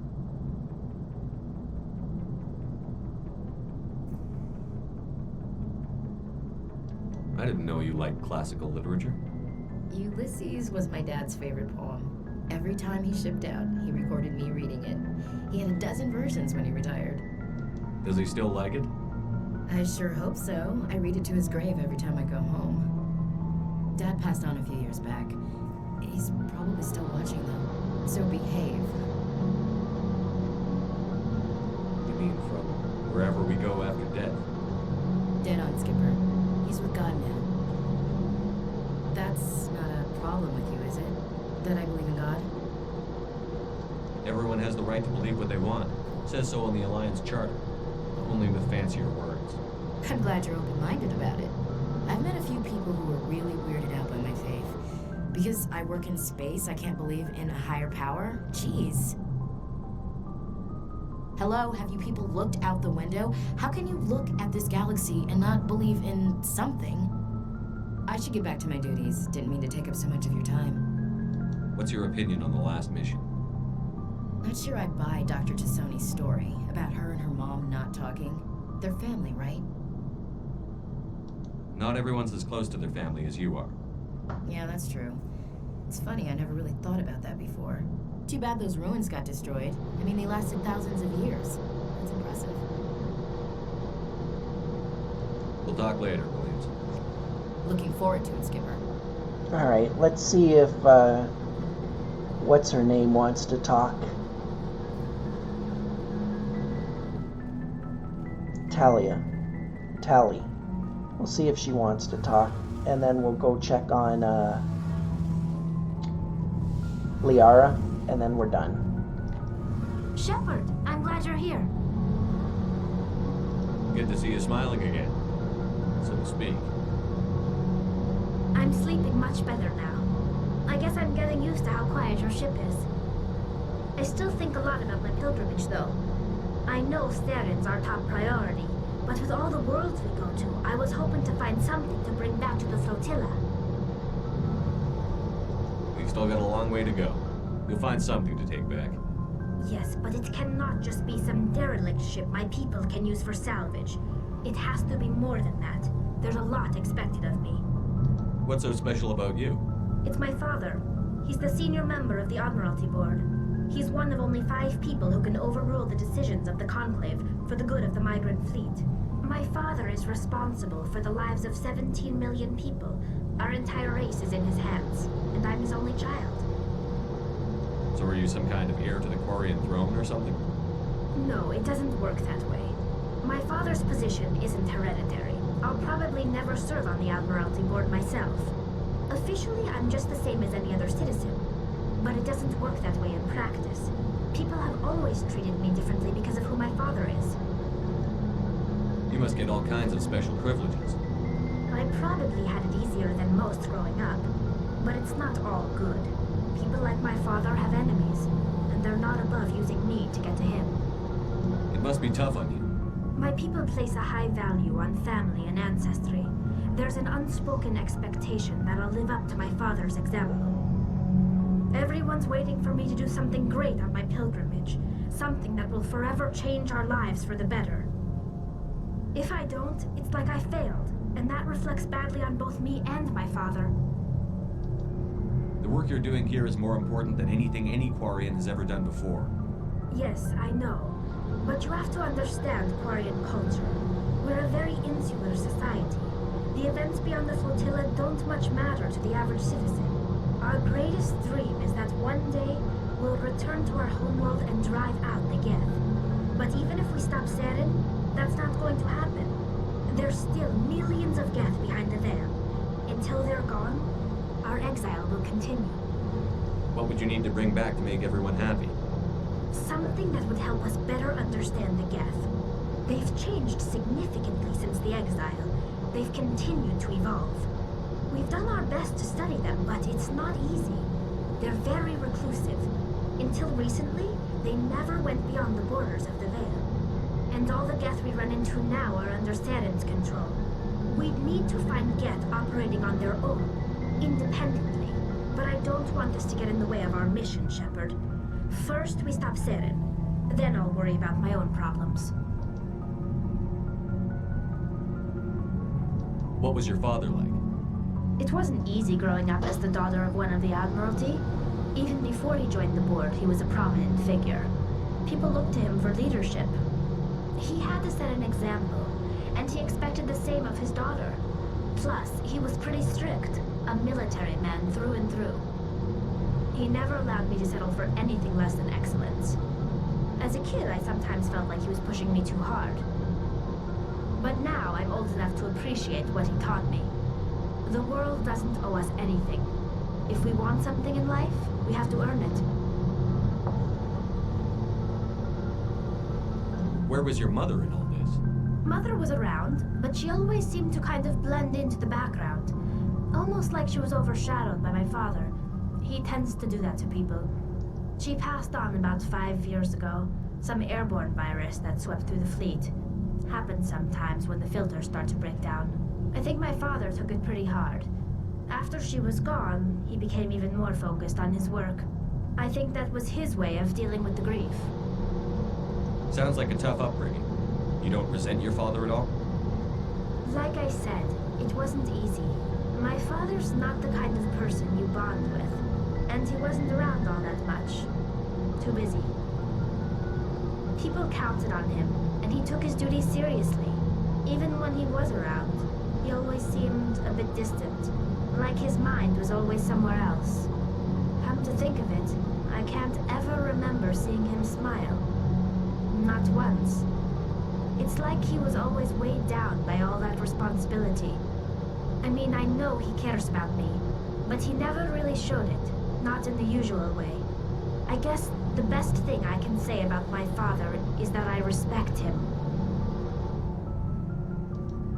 I want to talk about something else. Like what? I should go. See you later. Alright. Another codex. 2 more. Quarians, Law and Defense. Although the Conclave establishes civil law much as any planet-based democracy, enforcement and trials are more unique. After the flight from the Geth, there were few constables to police the millions of civilians aboard the fleet, so the Navy parceled out Marine squads to maintain order and enforce the law. Today, Quarian Marines have evolved training and tactics akin to civilian police, but remain adept at combat in the confined spaces of a starship, and fully under the command of the military.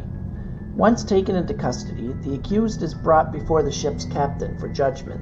While the ship's council may make recommendations, tradition holds that the captain has absolute authority in matters of discipline. Most are lenient, assigning additional or more odious maintenance tasks aboard the ship. Persistent recidivists are accidentally left on the next habitable world. This practice of abandoning criminals on other people's planets is a point of friction between the Quarians and the systems they pass through. Captains rarely have another choice. With space and resources at a premium, supporting a non-productive prison population is not an option. In the early years, many Quarian freighters were armed and used as irregular privateers. Civilian ships still show a strong preference for armament, making them unpopular targets for pirates. Though many have rebuilt their military, there are still mere hundreds of warships to protect tens of thousands of ships. The Quarian Navy follows strict routines of patrol and takes no chances. If the intent of an approaching ship can't be ascertained, they shoot to kill. Well. The Alliance military is of great concern to the galaxy.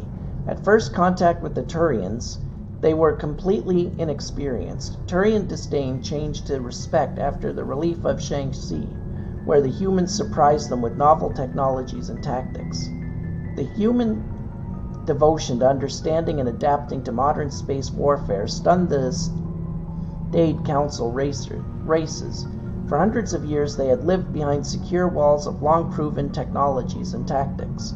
The Council regards the Alliance as a sleeping giant. Less than 3% of humans volunteer to serve in their military, a lower proportion than any other species. While competent, Alliance soldiers are neither as professional as the Turians nor as skilled as the Asari. Their strength lies in fire support, flexibility, and speed. They make up for lack of numbers with sophisticated technological support, such as VIs, drones, artillery, and electronic warfare, and emphasis on mobility and individual initiative. Their doctrine is not based on absorbing and dishing out heavy shocks, like the Turians and Krogan. Rather, they bypass enemy strongpoints and launch deep into their rear, cutting supply lines and destroying headquarters and support units, leaving enemies to wither on the vine. On defense, the human military is a rapid reaction force that lives by the Sun Tzu maxim, "He who tries to defend everything defends nothing." Garrisons are intended for scouting rather than combat, avoiding engagement to observe and report on invaders using drones. The token garrisons of human colonies make it easy for alien powers to secure them, for which the Alliance media criticizes the military. However, the powerful fleet stationed at phase gate nexuses, such as Arcturus, are just a few hours or days from any colony within their spheres of responsibility. In the event of an attack, they respond with overwhelming force. Alright. And wait, there's another that I missed? What did I miss? Quarian's religion. The ancient Quarians practiced ancestor worship. Even after abandoning faith for secularism, Quarians continued to revere the wisdom of elders. As time passed and technology advanced, they inevitably turned their knowledge to preserving the personalities and memories of the elderly as computer virtual intelligences. These recordings became a repository of knowledge and wisdom, stored in a central data bank and available through any extranet connection. They held no illusions that this was a form of immortality. Like all virtual intelligences, their electronically preserved ancestors were not truly sapient. This was considered a surmountable problem. Sapience could surely be reduced to simple mathematics. The Quarians began exhaustive research into creating artificial intelligence so they could learn to escape the bounds of mortality and give their ancestor records true awareness. Unfortunately, the life the Quarians created did not accept the same truths they did. The Geth destroyed the ancestor databanks when they took over. In the centuries since they evacuated their homeworld, most Quarians have returned to religion in various forms. Many believe the rise of the Geth and the destruction of their ancestors were chastisement for arrogantly forsaking the old ways and venerating self-made idols. Others have a more philosophical outlook, believing that their race was indeed arrogant, but no supernatural agency lay behind the Geth revolt. Rather, the Quarians' actions wrought their own doom. Either way, every Quarian would agree that their own hubris cost them their homeworld. Well, that part's true. And I'm just gonna go with that. And now we are going to talk with Liara. And then I think I'm done for the night. Come on, Liara.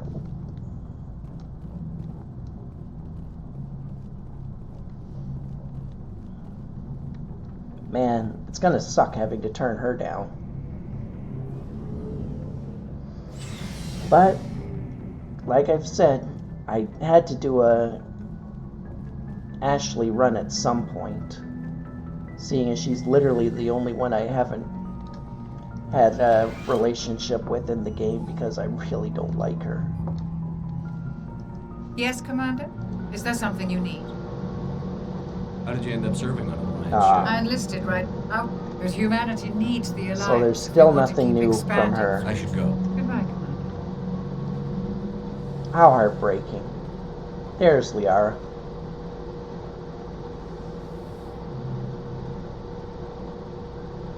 Commander, are you coming to check up on me? You look much better. How are you feeling? Dr. Chakwas assures me I am going to be fine. I was impressed with her knowledge of Asari physiology. You're in good hands.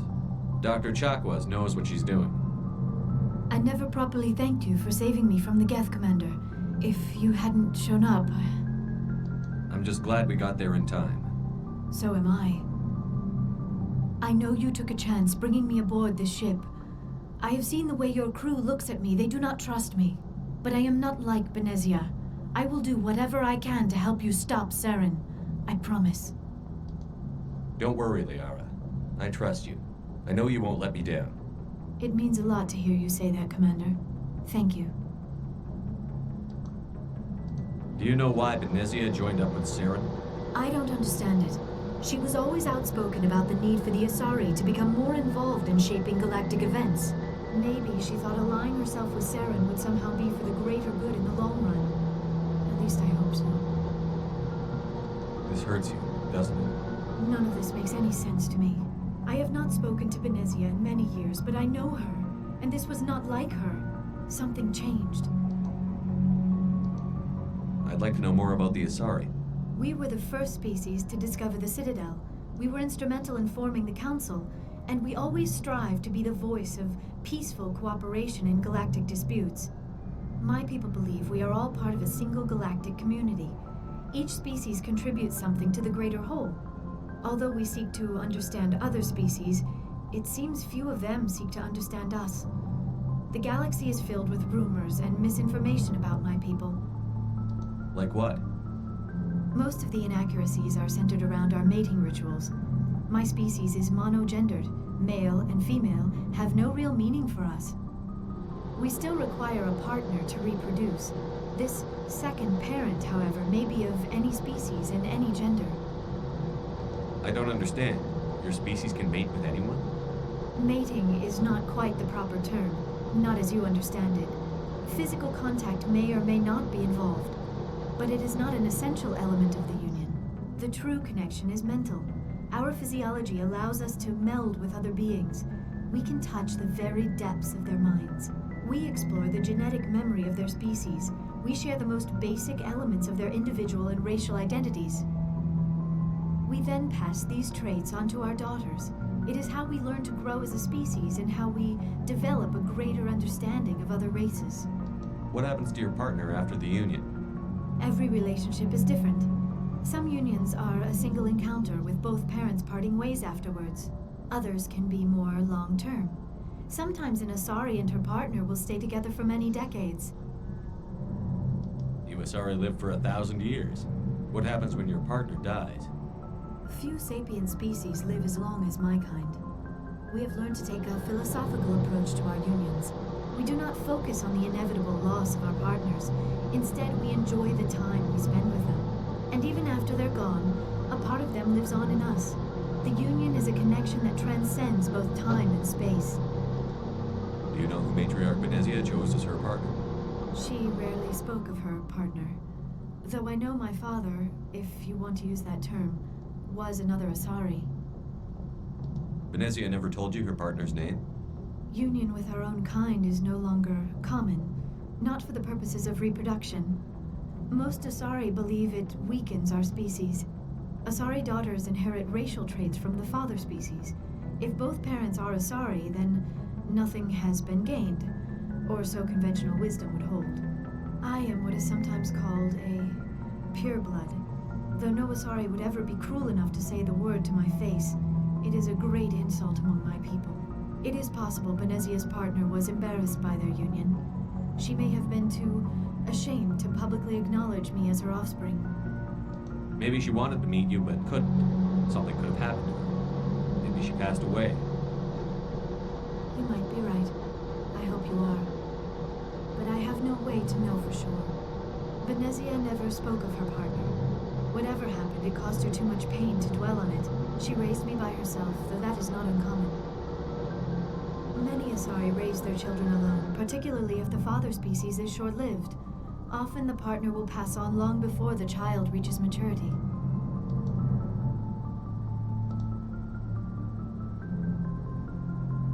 I should go. Goodbye, Commander. Alright, let's check the codex.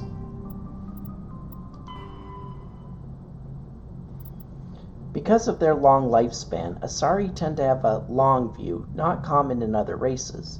When they encounter a new species or situation, the Asari are more comfortable with an extended period of passive observation and study than immediate action. They are unfazed that some of their investments or decisions may not pay off for decades or centuries. Matriarchs can seem to make incomprehensible decisions, but their insight is evident when their carefully laid plans come to fruition. In interstellar relations, this long view manifests in an unspoken policy of centrism. The Asari instinctively seek to maintain stable balances of economic, political, and military power. Traditionally, Asari spread their influence through cultural domination and intellectual superiority. They invite new species of advanced development to join the galactic community, knowing that their ideals and beliefs will inevitably influence the existing culture. Anything else? No. Okay, perfect. Alright, so that's going to be it for tonight. I'll be back tomorrow and at 1, between 1 and 6, and we will get going on some of those side missions, the planets, start clearing them out. Once we get through all that, we'll continue with the story and finish it.